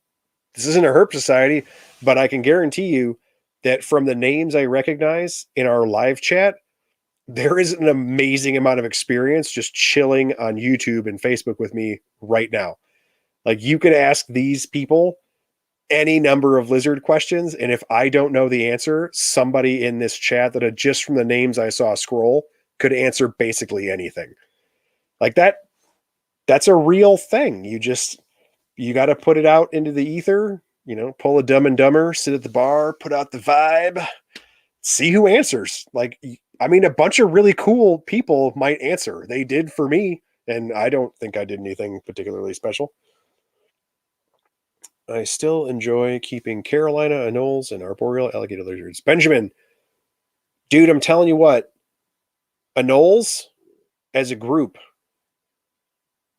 might be one of the most underrated groups of lizards that is accessible to herpetoculture, and people just overlook, with the exception of the really big ones. Ron St. Pierre has been really successful with Cuban night anoles and a couple of the really other giant and crowned species. And I think that's going to be a big deal here going forward. in part because he's a big deal and he's very successful. And so I think that's going to help. But also because they're super cool lizards, man.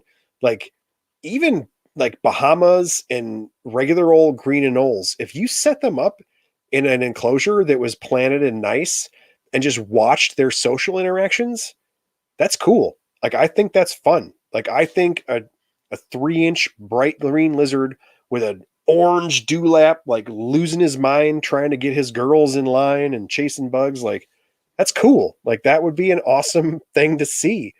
And then arboreal alligator lizards are just awesome in their own right, um, which is odd.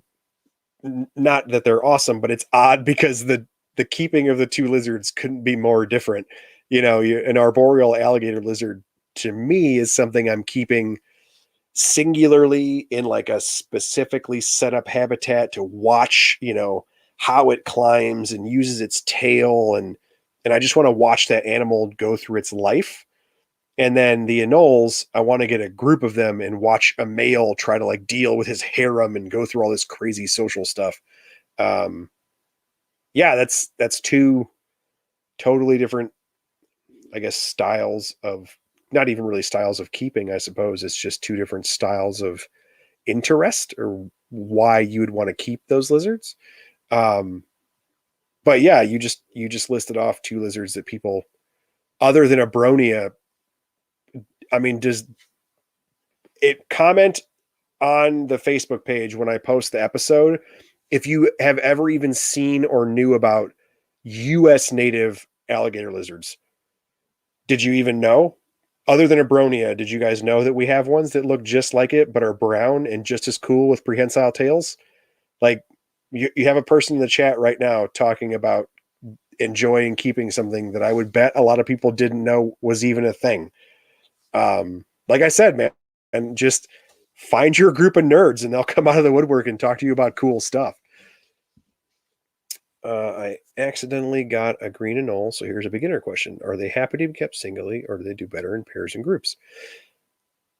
Jessica, yes and no. I don't think you would have any problem keeping them alone. Anoles, in my opinion, need way more space than you think they do. They are quick and they run and jump, and they will utilize all of the space that you will give them. If it's running straight up a bunch of cork bark, if it's hiding behind leaves and living their lizard lives, for being as small as they are fast, and they are on the move. They're very active animals. They're very active hunters, and they will be active socially, but they don't have to be. I don't think that that's necessarily a requirement for them to thrive. It is a super fun thing to watch, but I don't think it's a requirement at all. So if you just want to keep the one, I don't think that would be an issue. But I would strongly encourage you to, if you're not into the planted and bioactive thing, that's cool. I would strongly encourage you to do, lots of fake greenery, lots of vertical and horizontal space. Get fancy with the cork and the branches, and you can literally give them a jungle maze and they will use it. And for me, they're lizards like that. I don't like to station feed.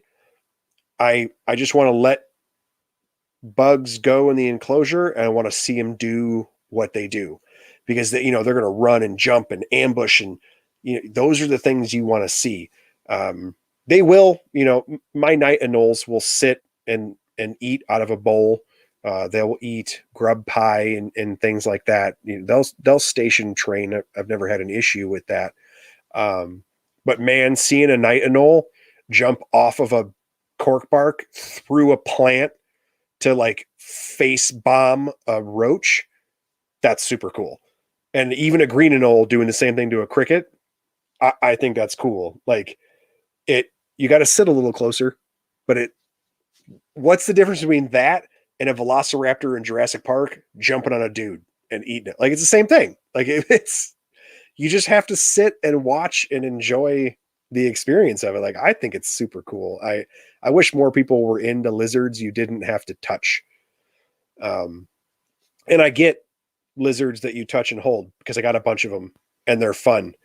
But man, it just, and I'm a fish tank nerd too, so maybe that's a big part of it. Is I like the gardening and art aspect of reef keeping and things like that. So maybe that's why I like the little lizards that you don't really touch, and dart frogs and all that kind of stuff. Um, but I just want to see them do what they do, you know.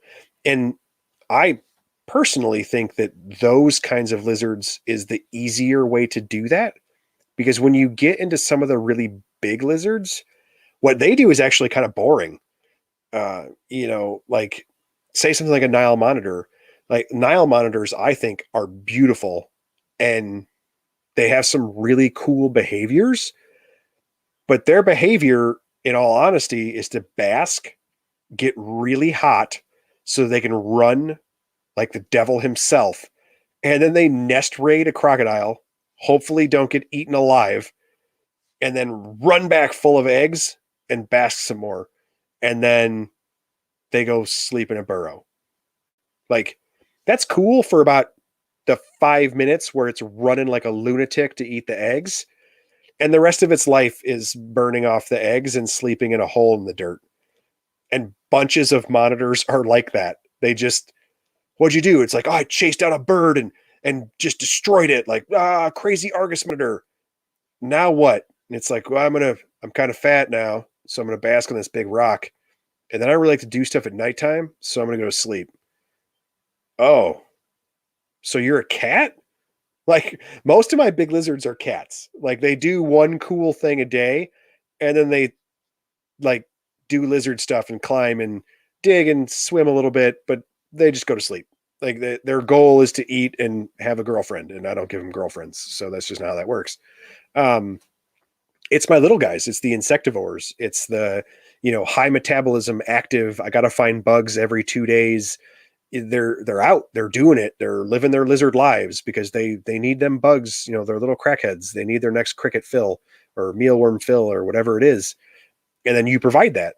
And so I know every couple of days I'm going to huck this handful of bugs in these enclosures, and it's just going to be a flurry of insane activity. And then I get things like my beardeds can see one of my iguanas, so they head bob and get all crazy and have visual arguments with each other. And you can watch them argue. Like when you come into my shop, if the bearded dragons are up talking trash to the iguana, you can see them do it, and then you can see the iguana look at him and think to himself, I could just kick the crap out of you. You're so small. And he starts talking trash back with dew flap, and he's bobbing up and getting all crazy. And I got a big male orange iguana, and one of my favorite coats is orange, and I have like a red orange beard. If me and my wife eat in our shop, he gets mad, like starts bulldogging at you and freaking out. Like, that's awesome. My monitors don't do that. They eat chicken and sleep and then crap everywhere and dig up stuff. Like, it's fun, but it's fun in a totally different way. Benjamin, South American cichlids. Dude, I had a pair of Maniguins, Jaguar cichlids, for those that don't know or are not somehow fish nerds. They were awesome. They were given to me by a professor when I was in college. And they're like bass in the United States, but they are super angry. And I had a pair. I never did get them to spawn. I was super upset about that. They ended up living out their lives at my sister-in-law's house. Her kids were super fascinated by them as they were growing up. Big monster cichlid are so much fun. And then the little guys are great because you can do colonies and you can get into all the different types of cichlid and bases of the sand or rock or pebbles. And you can get just as nerdy about other pets as you can about reptiles for folks that don't know. Benjamin, I do not have roach colonies. I dearly want to. I have thought pretty hard about, so Robert Powers, and I believe that's Robert's last name. Robert, I'm sorry if I just messed up your last name. He is Lone Star Reptile Racks. And there's a bunch of people that make racks, so that it's not just him, but he's where I heard this idea. He makes racks. He is a co-host of the Reptile Gumbo podcast, and Robert had an arboreal style of rack, which I believe he said had 6 enclosures. It might have been 2 stacks of 3. I could be wrong on that. But anyway, Robert had that set up, and instead of keeping arboreal animals in there, he did egg crate stacks and stuff, and now keeps roaches in it. And you can temperature control it. It's a rack, and so on and so forth. I thought that was super cool, and I really want to try that in the near future. I would love to set up something like that after seeing his example.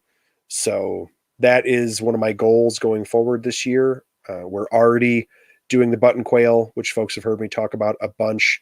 We are incubating the eggs that we get.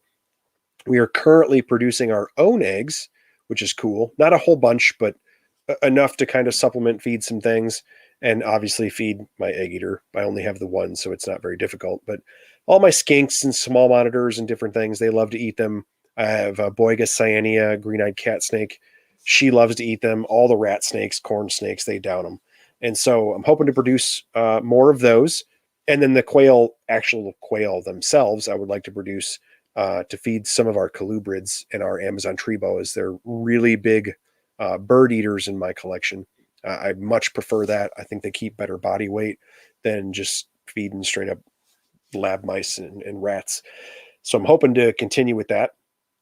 And then I would love to set up the arboreal rack system with the roaches the way that I saw Robert do it.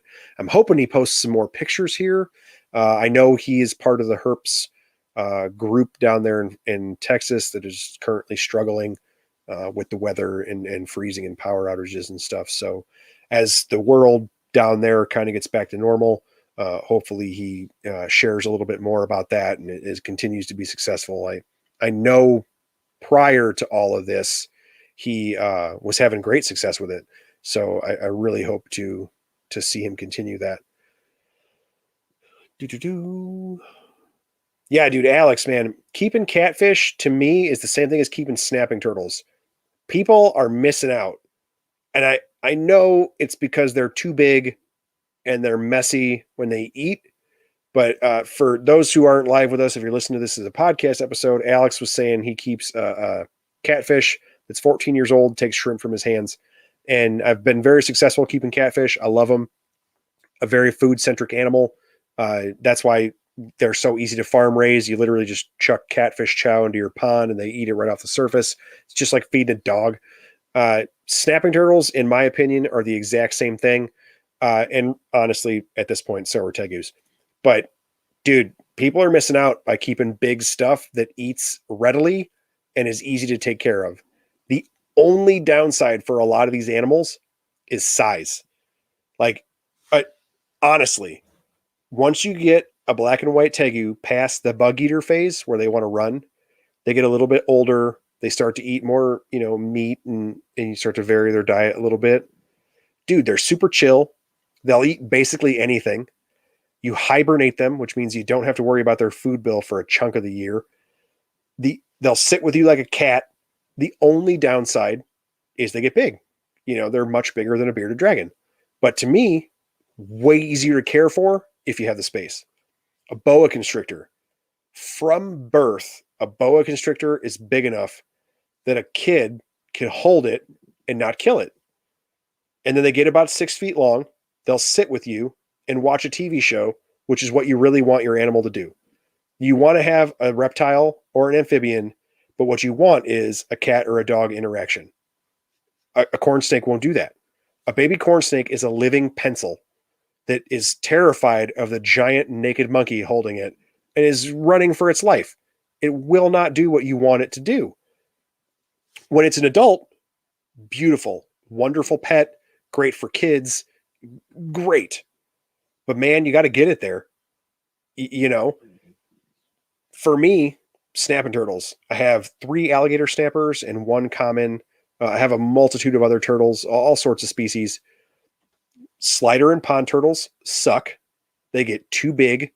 They swim too fast and too far. They crap like colubrids all the time. You're going to need a way overdriven filter. I have a 300-gallon stock tank that's 6.5 feet long. and all of my pond turtles can kick 4 times and cross it.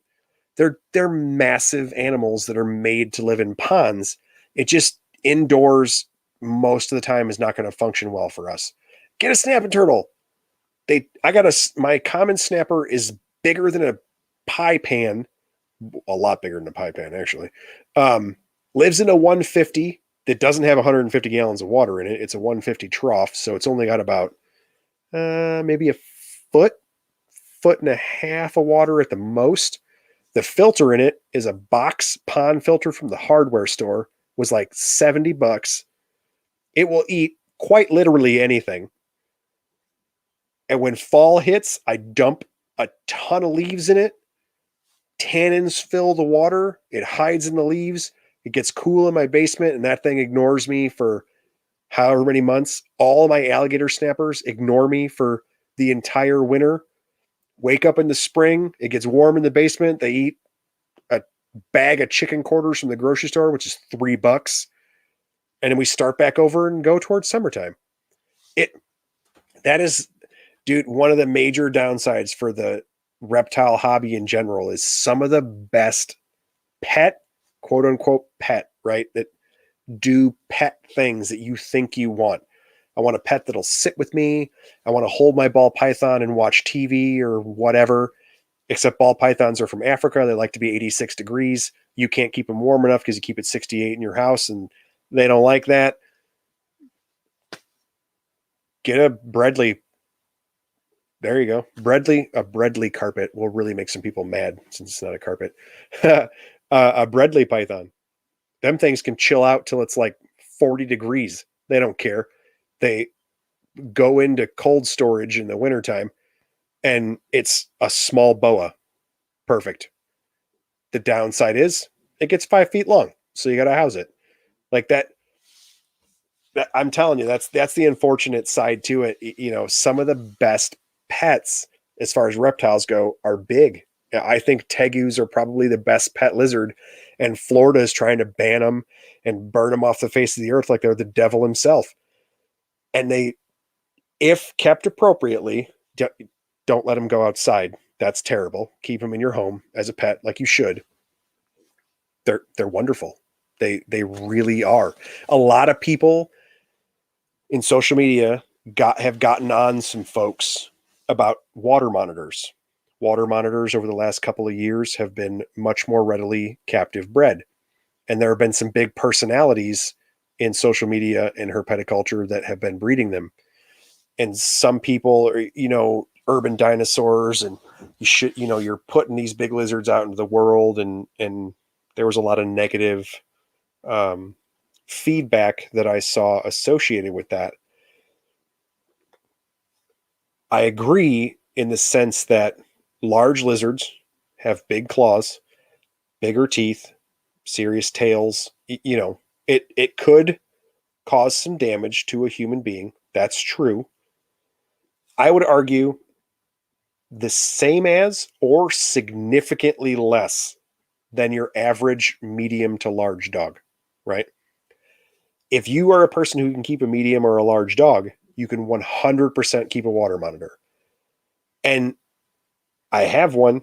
I have had them. I have seen them in all sorts of zoo settings and private settings. I'm telling you, they're a wonderful pet. They're just big. That is the detractor is size. If you can deal with the size, they're easy to house in the sense that need a water tub, some dirt, good basking spot. It's controversial. A lot of people keep them without UV. There's some cost savings for light. I like to do UV on a lot of stuff. Personal opinion. Lots of people keep them without it. When it comes to feeding, they'll eat basically anything that's meat. They don't care. If it's smaller than them and will fit in their face, they will eat it. And they get big enough that they'll sit on a couch with you. That awesome pet, right? Terrible idea for a person who is brand new, and terrible idea for a child because your mom and dad are going to take care of the pet, right? So they have some detractors, but man, for your average person, they're a wonderful pet. It's size, and the reptile hobby is super weird in that some of the stuff we swear by as, oh man, they're a great pet, great starter, just are not. Man, a baby corn snake is not a good starter pet. It just isn't. It's a living pencil that can escape from basically anything and is terrified of your giant monkey self. It just is. I don't understand. I do understand in the sense that an adult corn snake is great, is probably one of the best pet snakes. But getting there is a nightmare for most folks, and especially when they're constantly sold as things for kids. It's never, not never, almost never, we'll qualify it there, going to work out well. And I don't know, I just think that's very unfortunate that a lot of wonderful pet animals are big, which is a huge downside. Ball pythons, cough, cough. But no, hey, a lot of people give ball pythons a hard time. I think it's funny, and I enjoy the making fun of the ball python stuff. But no, I think ball pythons are a legit good pet. They wouldn't have become popular if they weren't.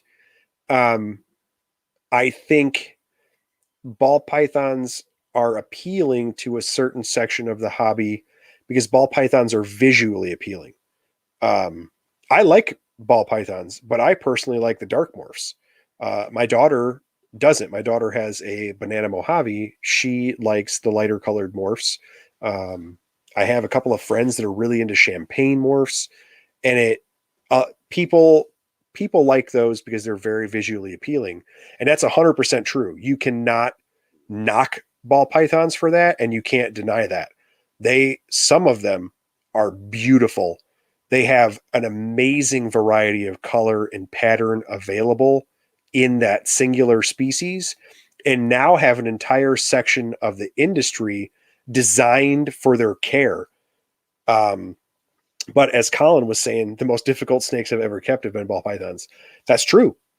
That is absolutely true. They do have some very specific issues that are specific to ball pythons. Some of them are historic, the African soft fur thought process and so on and so forth, although there is still a portion of the hobby that swears by African soft furs and is very successful with them. But I agree. I've had a great deal of difficulty with ball pythons as well. Mostly historic, not most of my recent stuff has been okay.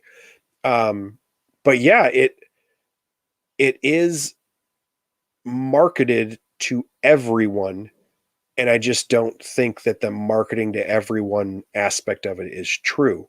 I think the marketing of it, if you are a snake keeper, just a general, you've had a couple of reptiles and, you have a little bit of experience, and now you want to get into this crazy multitude of visually appealing animals that maybe not personality, but like physical traits and activity wise is kind of boring.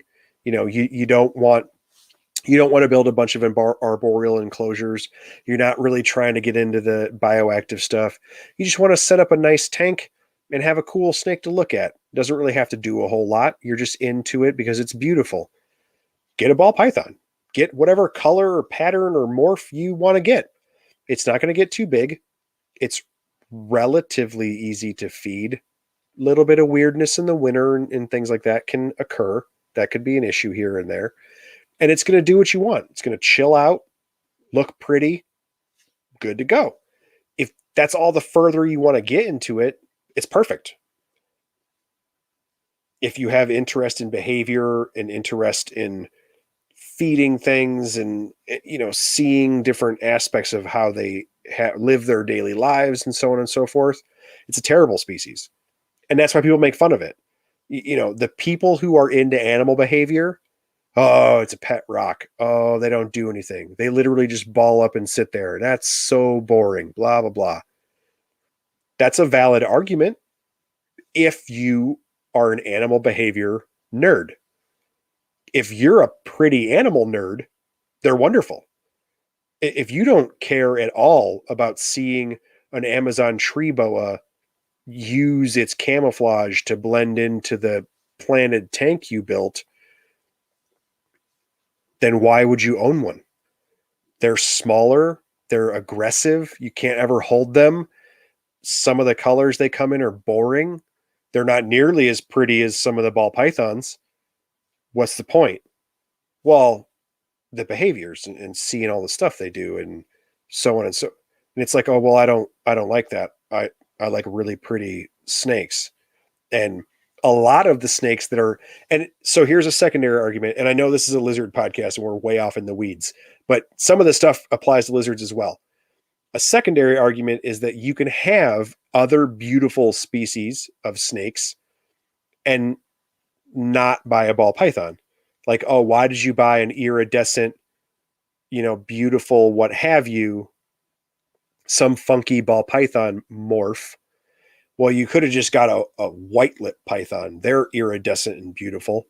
And it's like, well, yeah, but they're also very expensive. They're harder to take care of. They're rare. Like there's always detractors from the other species that would have filled some special thing. And it's like, well, I could just get a really pretty ball python. Okay, well then that's what you value about it, then get it. As long as the person is caring for the animal well and treats it well, I don't care. If having it be beautiful is your goal, rock out.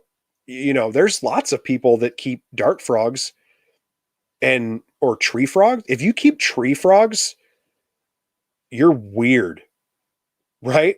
You keep frogs that are beautiful.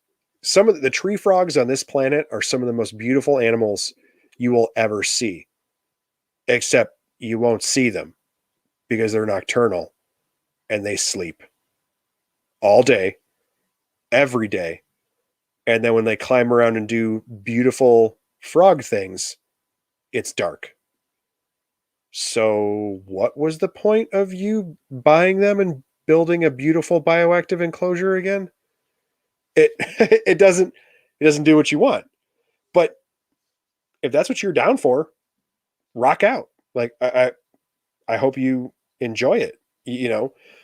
My Argus monitor isn't necessarily beautiful. Like they can be if you enjoy that color palette or you think they're cool, but they're made to blend into rocks and tan grass. They're beige and yellow and gray. Like they're not gorgeous, but their social interactions and the things that they do are fascinating. If you don't care about that and you just want to see a beautiful animal in its habitat, it doesn't make any sense for you to build the 8x4x4 monster enclosure I did and all the stuff that I made. And I made it so I could watch a grassland lizard dig. Well, that to a lot of people, that's super boring. It's not pretty or even necessarily maybe that interesting to people to watch an animal dig a lot or search the grass for chicken. If that doesn't appeal to you, then it's not a good pet for you. Um, I don't know. That was a super big tangent into the weeds. Benjamin, I agree. Captive bred Mata Mata would be amazing. I have only ever owned one Mata Mata. It was a gigantic import. It did about as well as you would think a gigantic import would do, which is to say not well at all, and passed away very quickly. I was pretty crushed by that. Mata Matas are a bucket list species for me, and I felt very fortunate at the time to come across this monster for a fair price for a monster. And I had the same struggles that everyone has with large imports, which I knew and I was aware of going into it. I did what most folks do, and I prepared as best I could and treated the animal as best I could. And then, the statistics, the odds are against you in those circumstances. And, I had the similar experience that most folks have. So it didn't end well, but I was over the moon to have that turtle while I had it. I haven't, I have, I have had a number of species like that, and most of them honestly have not gone the stereotypical negative path that the Mata Mata went for me. My rhino iguana would be a great example. I was now being in the hobby as long as I have been, I understand that a rhinoceros iguana isn't necessarily that like crazy, as opposed to like a Cuban or a Jamaican or, there are, now that I understand the nuances of it, there are obviously lizards that are more bucket list, rare. But when I first received my rhinoceros iguanas, it was a huge ordeal for me. I was super excited. And that is one that actually ended up turning out fantastic and has worked out really well for us. And I still have the one, and he is amazing and kind of an idiot. Acts like most iguanas, very food centric, but will literally just sprint out of the enclosure and jump on you. But then he just sits there. I don't know, he's bizarre. He's not like the greens where he wants to climb up you. He literally he will sprint, like not run, not walk. He will sprint like all 4 feet, cheetah galloping at the door. And when you open it, he just spear dives right out at you. And you think, I do it every time. I think like today's the day. He's just going to maul me. It goes through that split second in my brain every time. I'm about to get ripped up by a rhino iguana. And he never does. He jumps straight into your lap, stands on your chest, and just waits for you to scratch his ears. Super cool lizard. I was so happy to get the ones that I got, and then it turned out fantastic. But he's just a weirdo, man. We can make fun of them all day, but ball pythons encompass a lot of the aspects of keeping that are easy to house and maintain. Yeah, Alex, they absolutely do, and they have had a huge influence on the industry, from enclosure companies to the rack systems, how to heat those things, all sorts of products that are designed for those things. And it's true. That's an undeniable truth in herpeticulture. Do I think maybe it had a little bit too big of an influence and a little bit too big of an impact, where we have now tried to rack and modular enclosure all species? Yes, but we have found a lot of species that do well in the same type of setups. A lot of species do well in racks. A lot of species do well in modular enclosures, and we're continuing to have success with them. What we need to hold on to is the idea that if you try it that way and are not successful, then your next step should be to try it enclosures, going back, quote unquote, old school, and using a full enclosure. I hate the debate for tubs versus racks and enclosures, and people get all up in arms and go after each other. Like, that's just dumb.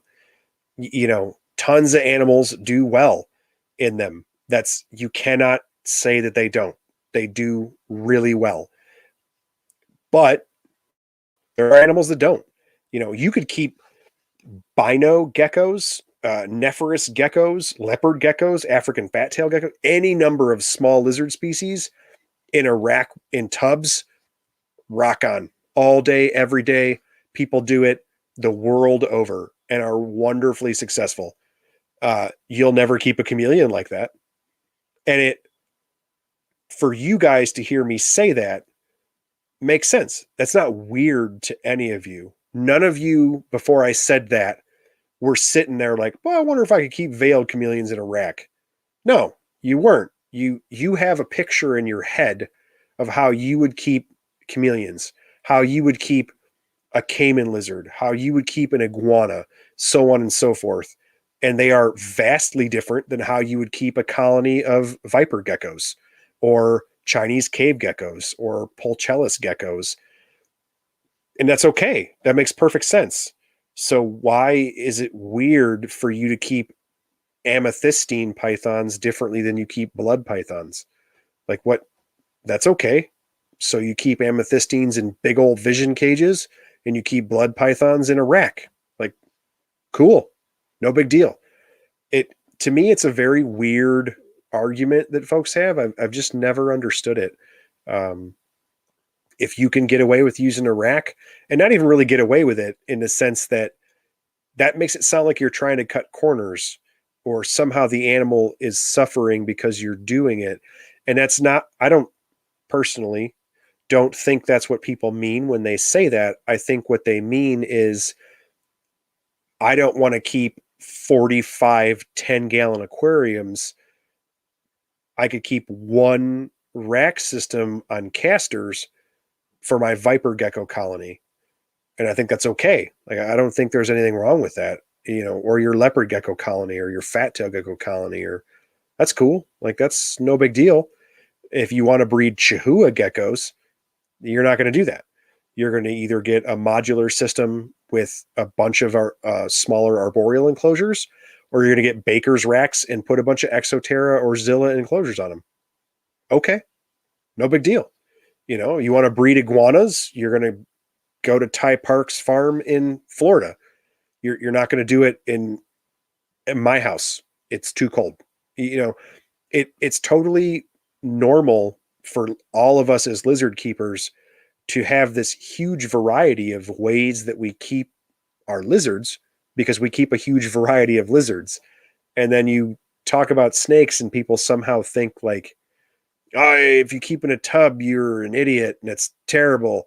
Everything should be in a 150-gallon aquarium size set. Like, that doesn't make any sense, man. Like, if I could keep green anoles in a 150 that was fully planted, that'd be pretty cool. But I also recognize that it would probably be a waste of space, because I could keep 6 or 8 anole species in the same footprint in a smaller enclosure. So why wouldn't I? What's the difference between that and getting a ball python rack and keeping 8 different species of snake in it? Or cool, good for you. Like, that's awesome, man. Like, in the same floor space, you could keep a wonderfully diverse collection. Colin says, I think the reason for the everything in racks mentality is because we had less keepers and more entrepreneurs in the industry. Now it's starting to leave out as a happy medium of the two. I absolutely agree. I have heard this on multiple podcasts and social media platforms. I personally push it on a bunch of, on every platform that I'm on. I wish, and I don't mean this in a self-serving way, even though it sounds like it. I wish that my style of keeping was considered cool. And what I mean by that is I don't really breed anything. There are a few things that I have bred in the past and 1 or 2 things that I'm currently trying to breed, but that's not the goal of my collection. The goal of my collection is to keep the largest and most diverse number of species that I am able to in the size of building that I have. I know that's a little weird because I have a building as opposed to like a spare room, like most keepers do. But the same thing would apply if you were keeping it at your house or whatever space you have available. And it has become a big thing in herpetoculture that to be successful, quote unquote, or cool or good at this means that you're a breeder. And that is what is successful and cool. And I kind of hate that. Not really, because I do think that that is successful. And I'm super happy that people do that. And I wish people would breed a lot of other stuff. I wish the people who have the skill set and the knowledge to breed whatever it is they breed, I wish they would apply that to the diversity of animals that are available to us. Like, I think if you're a really successful gecko nerd, that share your knowledge, or diversify the number of geckos or type of geckos that you're able to breed. And then maybe don't keep them or sell the project or whatever. But if you're the kind of person who knows how to work out the recipe and knows how to work out the kinks and figure it out, that's a very valuable skill set and very valuable base of knowledge that I just wish was more diversified in the hobby so that we could have more things. Or what I think of as my skill set, or my knowledge base that I bring to all of us, is I am a lot, especially with my wife.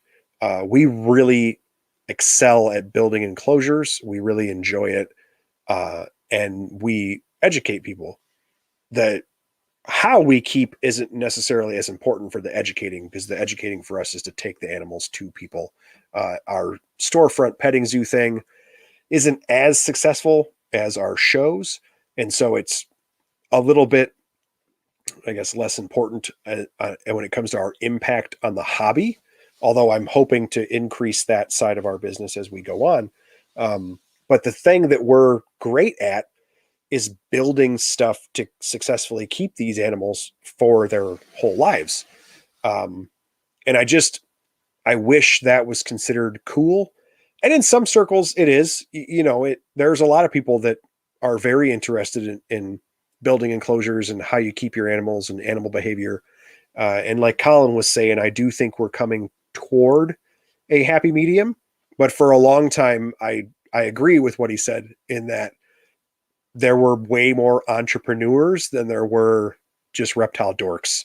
On the doing the shows and having the petting zoo, my wife and I are entrepreneurs because that is a business, and we earn money off of that. But in the building enclosures and keeping animals, and the multitude of animals we keep that we don't even use for shows, we're just dorks that like reptiles and are good at building stuff and doing goofy plumbing for turtles or whatever. That's just our brand of nerdery. So I don't know. I the more I do podcasts and Facebook and meet all of you guys, I'm finding that there are more of my brand of nerds out there, which I think is cool.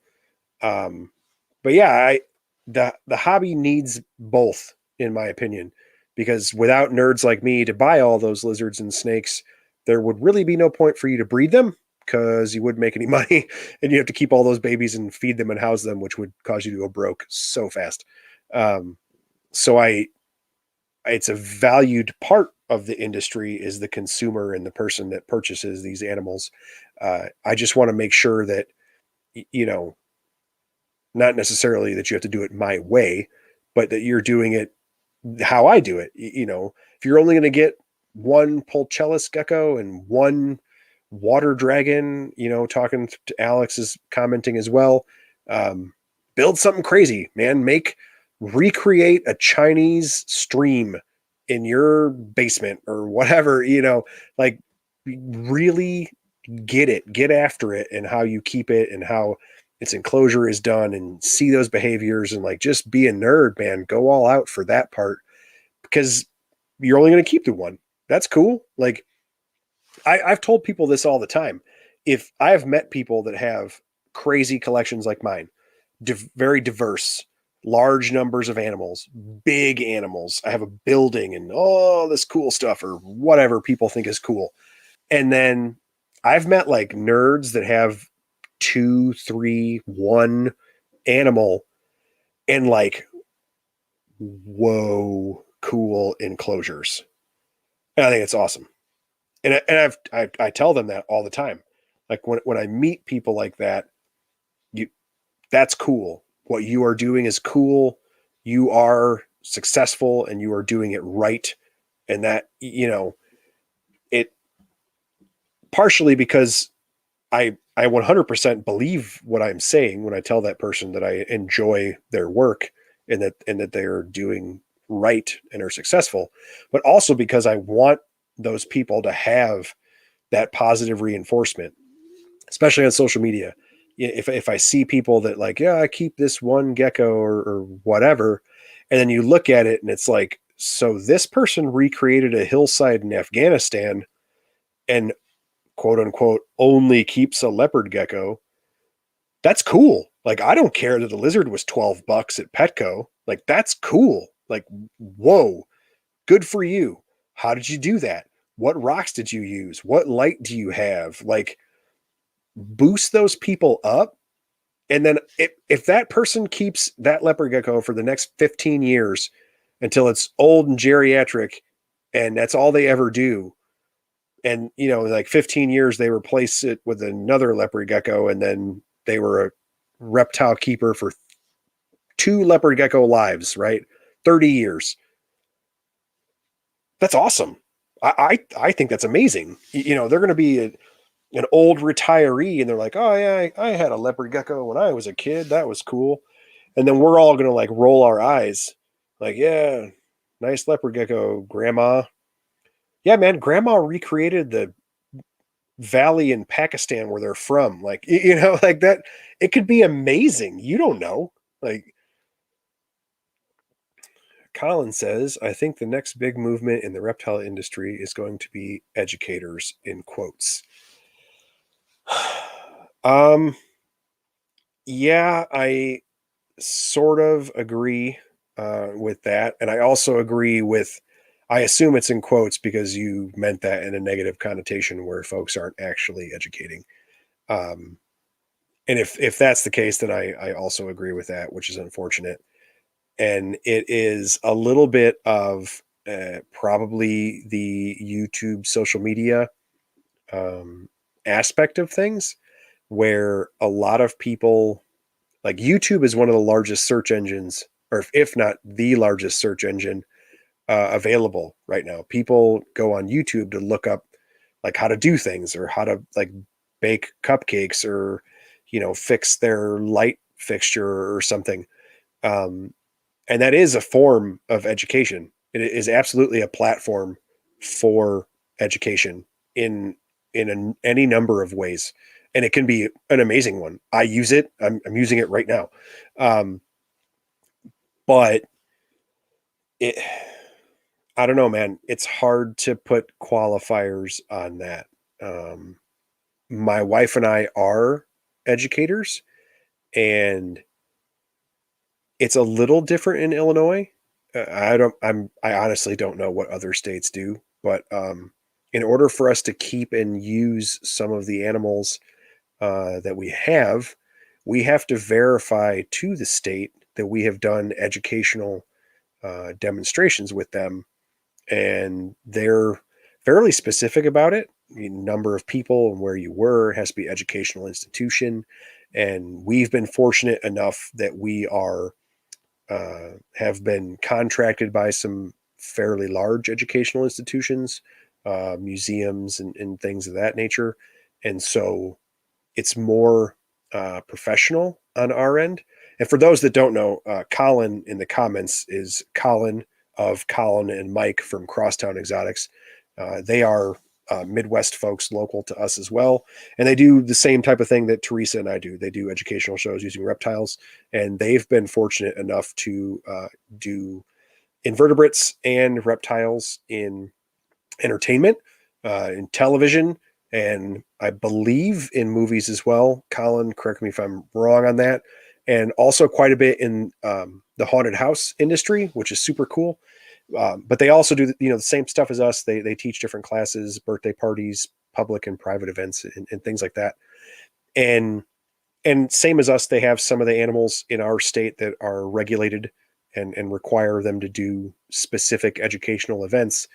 And so there are qualifiers in our state to say that you are an educator, and that isn't necessarily that Colin and I aren't uh, licensed teachers like that would work at a high school or something, but there are governing bodies that are paying attention to and tracking what it is that we're doing and what we're teaching and what we're doing with these animals and things like that.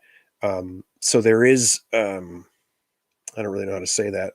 There is a level of professionalism that is required for what we do. And I think, how would I say that? I think the fact that Colin and Mike and myself and my wife, and there's a few other people in the Midwest, specifically here in Illinois, because that's where we're all from.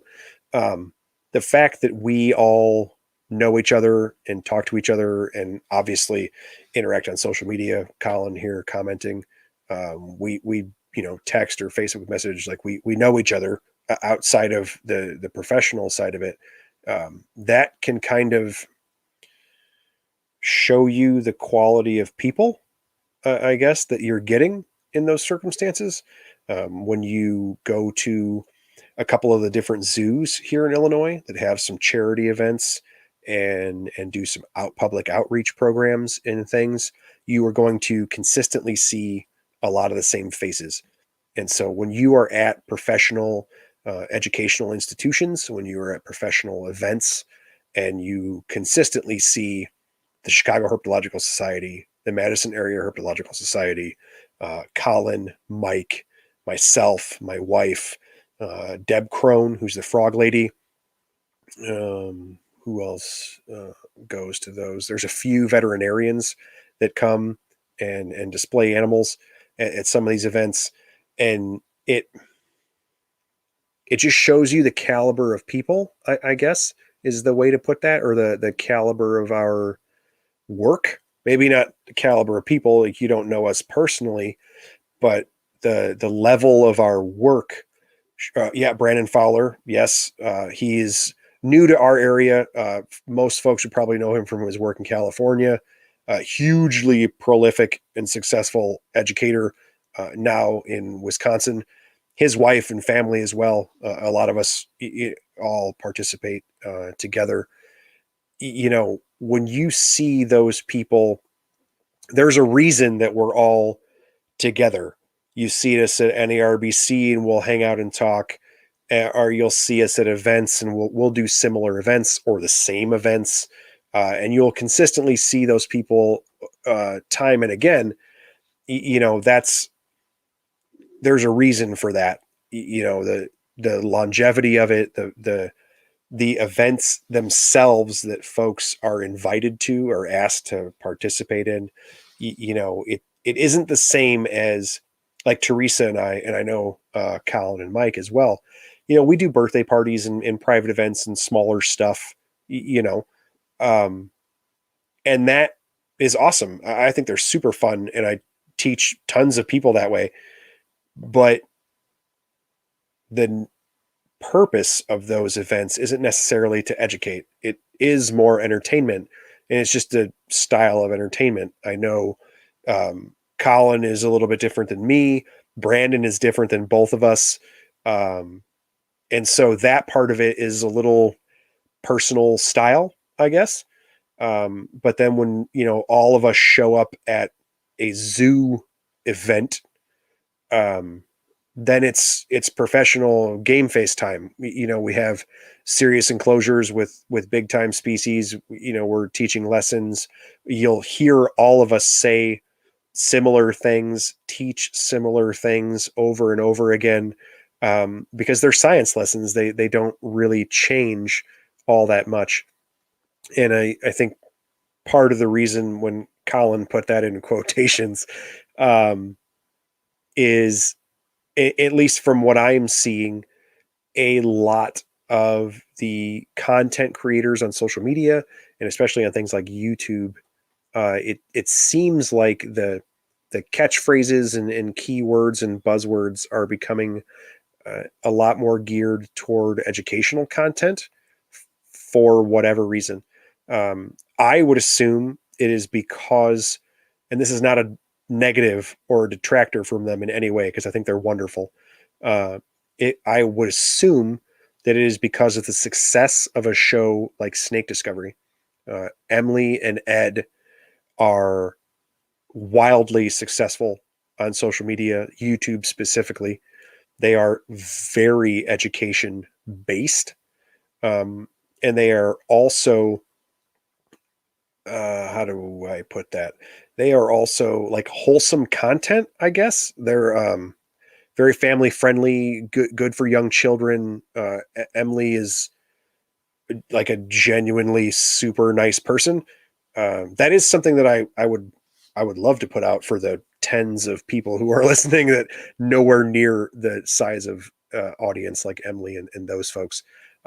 Emily, Ed from Snake Discovery, Dave Kaufman, um, those guys specifically, they're actually super good people. Like I've met them personally. I'm very fortunate to be in the Midwest and close to NARBC, and a lot of folks go to big events like that. So I've, through some mutual friends, have met those folks and then hung out with them. That's not fake. Those people are actually super cool. They're really nice people. And that's probably part of the reason they're very successful. And the other half is because um, they are actually educational. It's legitimate information. They don't embellish things. They don't make stuff up. They're teaching factual uh, information that just happens to be on really cool animals for really cool stuff. And so they're very, very successful. And because of the way algorithms work and social media works, it's smart to copy that. And if you want to be successful as well, then you should do what the people who are successful are doing, because the algorithms will feed that. If you notice as you go through your day on YouTube or things like that, unboxing videos are a big one. Feeding videos used to be, and then some folks started to get backlash, so they kind of faded away. Unboxing videos are a huge one. If you notice that all of your favorite channels are unboxing really cool stuff, it's because one of your favorite channels did it first, and then everyone else started to see the algorithm feed, and they're playing off of it. It's essentially advertising in the modern age. Is they're working the YouTube algorithm to get it to do what they want, and because all of us are watching specific kinds of videos, they're just starting to make those videos to fit in, um, which can be unfortunate, especially with the unboxing ones, because dozens of YouTube channels constantly unboxing animals, and then you never see follow-ups on the animals. I think that sucks, because the outcome for the animal probably wasn't great. Um, the benefit now is one of the most successful, if not the most successful channels, is Emily and Ed. And they are education based. They are wholesome content. They are not necessarily really clickbaity. They're legit in my opinion, and they're super cool people. Um, and so now everyone is following. Yeah, egg cuttings too. Yeah, I know that's one also, Colin. Um, Again, why do you see so many egg cuttings when a bunch of us say it's stupid? You see so many because one very successful channel does it, and so other channels see that, and if you use the same keywords and do the same things, the algorithm will feed you. So you're getting fed off of their dinner. And that's just the nature of social media algorithms, and especially YouTube. That's just how it works. Egg eating snakes recently became very popular, and feeding videos and threat displays for egg eaters became very popular. I have one video that's very short on the Coal Black Exotics YouTube channel of a threat display for my egg eater. And it's kind of old. It's not super long. I just thought it was cool, so I put it up. I don't have a lot of followers or anything. Um, and for the last probably 6 or 8 weeks, I have consistently received new comments and new viewers on just that video. None of my other videos have very many views. They've all got, a couple of dozen, because my Facebook page isn't super huge. And so my YouTube channel is not super huge, which is fine. I'm really localized to Illinois, so that's cool. I don't mind that. Um, but this one video like blew up and has like 40 times the amount of views as all my other videos. And I didn't even post it recently. Well, that has nothing to do with me, and it has everything to do with the algorithm for YouTube. Now I'm benefiting from it by getting more views, which is cool. I don't monetize any of this stuff, so it's not a money thing for me. Um, but it's the algorithm feeding me views because that particular topic has become trendy.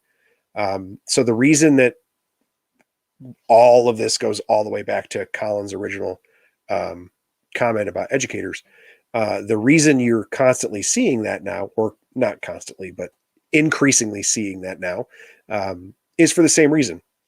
Emily and Ed and folks like Emily and Ed talk about education a lot because it's very important to them and they are very successful. And so if you start talking about the same thing, rising tides bring up all ships, and you're coming up with them. And so the problem with that is if you aren't actually an educator, if you are a content creator, those two things are not the same. Content creation is a goal unto itself. If you are creating content for the purpose of education, then that content is educational. If you are creating content for the purpose of entertainment, then it's entertaining, which doesn't necessarily mean it's educational or even factual. But the labeling of that content is what is important when it comes to the algorithms that feed social media.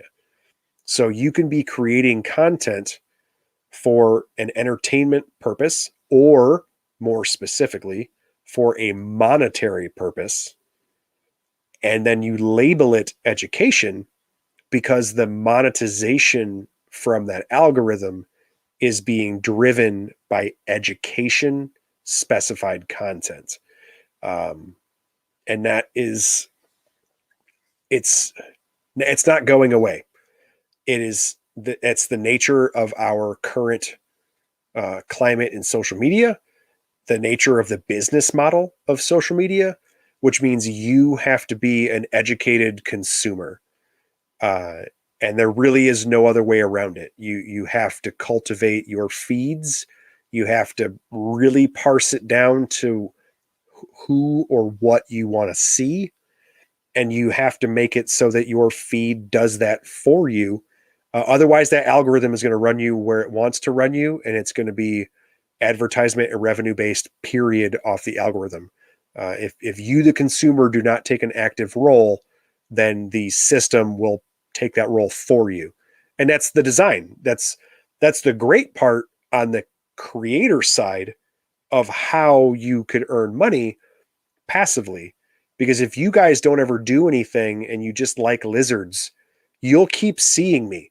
I think I've talked about this before. I made 2 advertisements for my most recent episodes, and I shared them on Facebook, and I told Facebook to target the ad to people that would interact with me, would give me more interactions, because I asked people to comment and stuff like that, and the live chat, and I really enjoy that.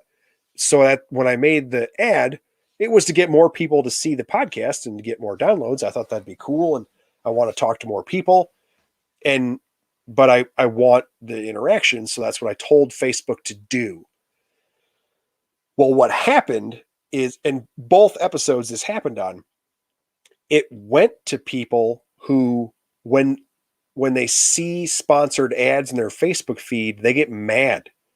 And they gave me like angry faces and were like leaving comments, you suck, you're an idiot, stop spamming my Facebook feed. Just a bunch of negative comments. What those people don't understand is they were interacting with my content. I paid Facebook to get me interactions. Facebook doesn't care what the interaction was. I got what I paid for. It sent that ad to a person that constantly interacts with ads. So what that person is doing is guaranteeing more ads will be in their feed because they interact with them. If you click on it and say block or ignore or report or whatever, then Facebook will take it away and you won't see it anymore. And it will also take you out of the pool of people who interact with ads, because I paid for interactions. Well, when you block and report things, you're not interacting, so you're not in the pool anymore. If you leave a big middle finger emoji on my post, I can delete it, which is silly, and then block you so you don't post it anymore. So that doesn't really matter to me. But what it did to your Facebook feed was tell Facebook, I love interacting with ads. Please give me more. And it just shows that the people aren't educated consumers, and so they're not getting what they want. It's probably very frustrating for them to be on social media because they aren't achieving what they hope to achieve. They don't want to see ads, and they're just going about it the wrong way to stop that from happening. So yeah, it's just on us to be more educated consumers. Yes, Facebook is not promoting YouTube anymore, and I don't know the reason, but that definitely is not happening. Alex says, I get annoyed that there's a stigma that a YouTube equals a professional. Just because I review a herp doesn't mean I'm a professional on thermostats. Yeah, I mean, that's the gist of it, is you need to have your bona fides and have your background, and why are you listening to this person? Are you listening to me because you think I'm funny and it's entertaining and you don't really care about lizards? Or are you listening to me because you like lizards and I like lizards, and so we're talking about lizards together? Those are two entirely different things. And the problem is with the second one is, if you and I are talking about lizards together, the only way you could really like check me is if you have a base level of knowledge that's high enough that I can't just talk over you or talk around you. Because a lot of people, it's a form of public speaking, right? Is I could just speak very eloquently, use a lot of big time terms, and just because I knew the genus name Tupinambus, you probably assume that I know a little bit about tegus. That's true, and I do. We had a whole big conversation on them, so I hope that showed you that I have a fair level of knowledge on tegus. But it isn't a guarantee that I do. There's a whole bunch of other factors that play into that. How our conversation continued on. The fact that I said, oh, hey, I don't know that. I need to, I got to read the papers that Brandon sent me. And then Brandon actually sent them, and then the following will be, if you guys hear me talk later on, did I bring up those papers again? Did that fade into the ether and I acted like it never happened? Next week we'll talk about skinks and never discuss tegus again. And then, okay, well, maybe he doesn't know what he's talking about. Like, it takes a little bit of interaction on your part and a level of knowledge on your part to be like, hey man, that dude never talked about those papers from Brandon again. Like, what? I thought he was a tegu guy. And then you start to put two and two together. But when it comes to entertainment, a lot of people don't do that. You don't put the level of, it's weird that we don't put the level of effort in, right? Like, a lot of people are super invested in television shows about fake characters and fake entertainment where like every soldier in the Game of Thrones. But if I sit here and talk about lizard stuff with you, you're not totally sure if it was Salvatore or Tupinambus. And it's like, well, there's a living Tupinambus in your collection. Like, maybe you shouldn't know Daenerys's fingernail color on episode 7. You should probably know the Tupinambus thing. Just personal preference. I don't know. I just think it's very strange when it comes to entertainment or education. The stuff that we know a lot about, it's kind of weird. Like, I'm a nerd for a lot of stuff. I know a ton of stuff about dudes that are in mixed martial arts and fighting that I don't know personally, and I'll never meet them. And I'm fascinated by their sport. So I know all kinds of crap about them. It's useless. It's that knowledge serves no purpose in my life. If I didn't know something about my animals, like, I would kind of have to sit there and think to myself, like, why do you know that dude is really good at spinning heel kicks and you don't know where your tegu's from? What are you doing? Like it's just a, I don't know, it's just a weird priority. Like your entertainment is more important than your education. It's strange. Never say never. Yeah, I mean, I could be on Jeopardy one day and they could ask about the UFC and I would just kill it. um, no, I agree that I personally prefer the Renaissance man approach to things. I think and I'm a nerd for that too. I'm a nerd for a lot of stuff, but that's also for those that don't know, that's what Renaissance, the idea is. In the Renaissance period where you had artists who were also inventors and they did writing and were educated on a number of things, that when people say Renaissance man, that's what they're talking about, is a person who's educated on all kinds of things. Um, that is my personal philosophy, and as a person, that is what I strive to do. Is I want to know what I'm talking about on anything that interests me. I don't want to be uneducated in something that I find interesting. I want to have a base level education because it's cool and I want to talk about it, whatever it is. And then if you carry that level of interest and you finally meet somebody else who is interested in water dragons, I only have one, but if I didn't know very much about him beyond his basic care, I wouldn't have, I don't personally think I'd have very much fun talking to Alex. Like, I feel like it would just be Alex telling me all about water dragons, and I wouldn't have anything to give in the conversation. Like, that's not really fair. I want to talk to him. I don't want him to talk at me. Yeah, I want us to discuss them. And so it would make sense for both of us to bring a level of intellect to the conversation. I just think it's interesting that we brought up, the trends and how it related to YouTube and stuff. And a lot of that has to do with entertainment and a lot of stuff that isn't actually real. And while this is a hobby and reptiles are a part of our entertainment and things that we enjoy, they are very much real and concrete and alive and our responsibility. And so it makes sense that we would have a higher level of education regarding them than other forms of entertainment that are not material to our lives or to living things. Like those UFC dudes can get their own food. I don't need to feed them.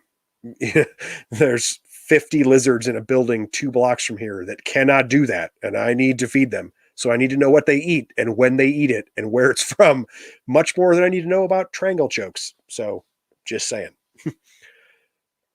And we are at like 2 hours and 40 minutes, and somehow I'm gaining viewers over time, which is insane. So I am going to finish things up for episode 8. I really appreciate all you guys jumping in the live chat. When I made the post and said it was just going to be kind of me talking, I was really hoping there'd be people to come talk to me. I did want to get an episode out where I talked a little bit about our collection and some of the things for folks who have come to us from other avenues and maybe didn't know any of the background necessarily. Like I said, a little bit of the bona fides, right? Like why are you listening to me? And why would more importantly, why would these personalities out in the reptile hobby talk to me? I am fortunate that I think they're talking to me because I have a reputation, I guess, a level of knowledge that I can carry a good conversation. And I'm mostly just willing to sit and let them talk because I super want to hear what they have to say. I've been really lucky to get some super interesting people. And the lineup of people I have coming up, I'm really excited for. I kind of poll my other nerd friends and ask what they think. And I can tell you that the folks who have agreed to talk with me coming up, all of my other friends are excited for. And so I knew, like, I worried that maybe I would get too far in the weeds. And it's like, there's this one dude that me and another person on the planet know who he is. And then everybody's going to be like, what are you talking about? But no, I've been really fortunate that the folks that have talked to me are well regarded in the hobby. I think well known, hopefully more well known by you guys after you hear them talk to me. That's kind of the goal. I don't necessarily think I'm big enough to really give these folks more advertising, I guess. But what I wanted was people to get to know them better. So maybe it's a smaller number of people who are here doing the live chat or who are listening to the episodes. Although that number is increasing, which is really awesome and I'm grateful for. But I think maybe that you guys would get to hang out and just hear more in depth from them. And so I was hoping that that would give you a better idea of them, and especially when we're talking to folks, like a lot of the folks I'm talking to so far keep some pretty obscure stuff, and it's fairly specific in how you keep it. Some of it can be really expensive, which I understand. And so I would want to know maybe a bit more about this person, and not because if you're buying that kind of species, obviously you're doing the research, but it definitely helps to hear from that person, like, hey, why are you the carpet chameleon guy, or why are you the really expensive bearded dragon lady? It becomes more important to you as it becomes a bigger or more important purchase. And so I was hoping that the folks that I talked to would kind of get in depth like that, and they have, which is super cool. And I'm glad. So I'm really excited that I get to continue that, because the folks that when I ask people if they want to come on, I don't, it's weird. It's very uncomfortable for me because, like, I don't assume that people know who I am or that they listen. That's been a little odd too, was a couple of my guests listen to the podcast and we're like, oh yeah, I heard you talk to so-and-so. It'll be cool to talk to you after them or whatever. And that was a little like, oh, I didn't realize you even knew who I was. Okay. Yeah, let's talk about whatever. Um, so it's been really neat, and I'm really happy for it. And I want to make sure before I end. So I was supposed to talk to Mike from Mana and Geckos on Instagram, MANANGECKOS. It's Instagram, so all one word. And Mike will be on either toward the end of April or later on, maybe May, depending on how his schedule works out. It was just scheduling conflict, so he didn't have to work, and now he has to work. So that's cool. We'll talk to him a little bit later. I really love his Instagram. He keeps a ton of weird, not necessarily weird geckos. They're more obscure nowadays. They didn't used to be, but they're not as commonly kept now. He is big into naturalistic setups and bioactive setups. The geckos are all, man, beautiful. Like, he keeps marginata, toques, some geckos that you would say are maybe more common, but probably not as commonly bred and maybe not as commonly kept well, right? And so when you see his pictures on Instagram, which I encourage you to check out, they're all like sitting on his hand or sitting on his arm, and they're fit, perfect colors. Like you usually, a lot of the species that he keeps, you see, they came in imported, they're a little skinny, not great colors or whatever. And all of his examples are killer.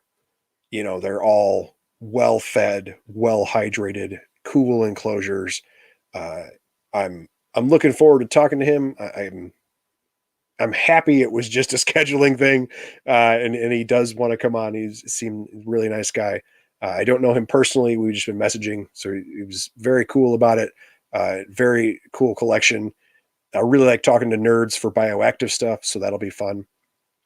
And uh, on that subject of folks coming on, I did have my first person who I spoke to about coming on that said that they would prefer not to, because they get really nervous when they're talking in forums like this. And now that I'm learning that some of the people who I am trying to get to be guests might listen to me, just know that, like, that's cool. That's totally fine. Like, I messaged this person and said, hey, I love what you're doing. Would you like to come on the podcast? It's, I do this live on Facebook, YouTube thing, and then I make a podcast episode, and they, I get really nervous with public speaking. I don't think I'd be comfortable with that. I really appreciate you asking, and so on and so forth. That's cool. Like that doesn't offend me at all. That's a legitimate thing. Some people don't like to have their face out like this and don't like to talk in groups. Maybe you're a lizard nerd because you're not great with people and you're great with lizards. That's fine. Like I'm not offended by that at all. So um, that person was like, hey, it's not really my jam. Really appreciate you asking. Uh, you know, good luck with the podcast or whatever. And cool. Like that's awesome. I still follow every single one of their pages because I think they're awesome. And that's why I follow them and why I asked them. So, yeah, if you're listening to this and all of a sudden I show up in your Facebook Messenger asking you about it and it's not your jam, like that, I'm not offended by that. Like that's totally cool. It just isn't everybody's deal, and I get that. Um, what did we say here? We got some more comments. As educators, that's the most important aspect, having a generalized knowledge of all species, etc. Yeah, I mean, if we get out a whole pile of different animals and we have to know what we're talking about on any number of them. I think there's definitely a reason that most of us use the same style of animals, but some of the species vary, and that's where you get your own little flavor of what maybe strikes your interest that didn't necessarily strike my interest. But then we use a couple of same species and teach similar lessons. And so, yeah, I mean, we all have that broad knowledge base, and then we get our nerd on for some smaller things. And then you get really lucky and get a super cool green anaconda, Colin. No, that was just my jealousy coming out. Don't worry. He has an amazing green anaconda, and I'm super jealous. Thank you very much, Jessica and Alex. Colin, I don't know if there'll be a lot more solo podcasts. That originally wasn't the goal. I was wanting to just do interviews. I didn't necessarily think it would be just me for any of them. I would really like to, and this is going to be a little difficult given how our building is set up. I would really like to get my commercial Wi-Fi set up at our facility and be able to do some live streams from there. I think I would do more solo stuff there if I could show you guys the facility and let you see some of the enclosures and stuff in the live stream. That would be pretty big for me. I've done some videos, and actually I think those videos are probably all up on the CBX page on YouTube, where I did different lessons for folks that were staying at homeschool for COVID. And those were at the facility, but it's a really old building. I live in a town where most of the buildings are like late 1800s. And so there's like no service once you get more than probably 15 feet in the building. And then Facebook kills the video quality and all that kind of stuff. So I get stuck sitting right at the front desk, which I could do. But then you'd just stare at the Chinese water dragon, and the only person who would watch would be Alex. So that would kind of kill it. So if we upgrade that Wi-Fi infrastructure, I would really like to start live streaming from the facility. And then if I'm able to do that, the eventual goal would be to maybe interview folks in person at the facility if they are local to me, or specifically when NARBC is going on. So the last NARBC, some of the YouTube creators and content creators had a table set up at NARBC where they were doing interviews and different things during the show, because a lot of folks obviously come here for the show. And so it was an easy way to get folks all in one place. So I think that'd be cool, either to do it at the show itself, or when folks are in town for the show, maybe they come to my facility and like get an interview there or something. That would take a little more logistics to plan. I'm not super close. I'm like 45 minutes away. So I wouldn't want them to miss out on like sales or stuff at the show because they were coming to me. So being at the show would probably be a little easier for my guests. But yeah, that is definitely something potential in the future. If I can get my 1850s building to run Wi-Fi better. And thanks for rubbing it in at the end of the episode, Colin, that you now have 2 green anacondas. I'm not jealous at all. Yeah, I am. I can feel it. It's raising my blood pressure. I can tell as you talk about Illinois politics and be entertained. That's just because we have some Illinois issues. We're our own worst enemy. Thank you, Benjamin. I really appreciate that. Specifically, before I close this out, and I've said like 3 times now that I'm going to close out this episode, and I really will, because this is probably the longest one I've done, so it's going to be a crazy podcast and get like 4 downloads. But so doing this every 2 weeks, this has worked out that Easter Sunday should be a day I have a live stream and an episode. I thought maybe 8 o'clock on a Sunday might be late enough that some folks would still like to do the live stream. But I didn't really want to try and get a guest on Easter because a lot of folks don't live in the Midwest, so time differences and stuff, like that'd be a little weird for Easter. So my son is already in bed, which means my wife isn't listening to this right now. I'm going to try and get my wife to be my guest on Easter, and I'm going to interview her about the bigger lizards like tegus and monitors and how she uses them in educational demonstrations. So I have a couple of episodes before Easter gets here, but I just wanted to let folks know that's my goal for Easter. So if you were a really big nerd and for some reason saw on your calendar far enough out, like I do, that Easter shows up for one of my episodes, I will be trying to do an Easter episode live stream. I'm hoping it's going to be Teresa, and we're going to talk about really big lizards and using them for education. The other episodes that are all coming up in the near future are quite a bit of gecko nerds, which is going to be fun. And then I have a list of folks as I go into April and May that I'm going to be reaching out to. And that's a fairly good scattering of people. If you guys have ideas for folks that you want to hear me interview, or you want to hear what's going on with them in the world of lizards, you can comment on Facebook. You can message me. You can message me on my personal Facebook. It's 2021. It all goes to my phone. It's always in my pocket, so I'll definitely see it. I have a list of like 8 or 10 names right now, and I have my next 5 episodes already planned out. So doing this every 2 weeks, we're chunking fairly well into the year for having episodes planned out. So I should have content for you guys on a pretty consistent basis. I have been super slacking on Saurian stories, and I apologize for that. I will get back on track with that. My goal there is to work my way through my own collection, going by species, and then to branch out into animals that I don't currently own, but have owned in the past. And then finally, I will branch out into animals that I have not interacted with personally. So if you are wondering whatever happened to Saurian stories, it's still a thing. It worked out that I had a family member pass away during a time when I was supposed to be doing an episode, and it got put on the back burner, and then I just didn't get back on it. Work got kind of crazy, and I was actually getting really consistent interviews for this channel, and so I have been sticking to this.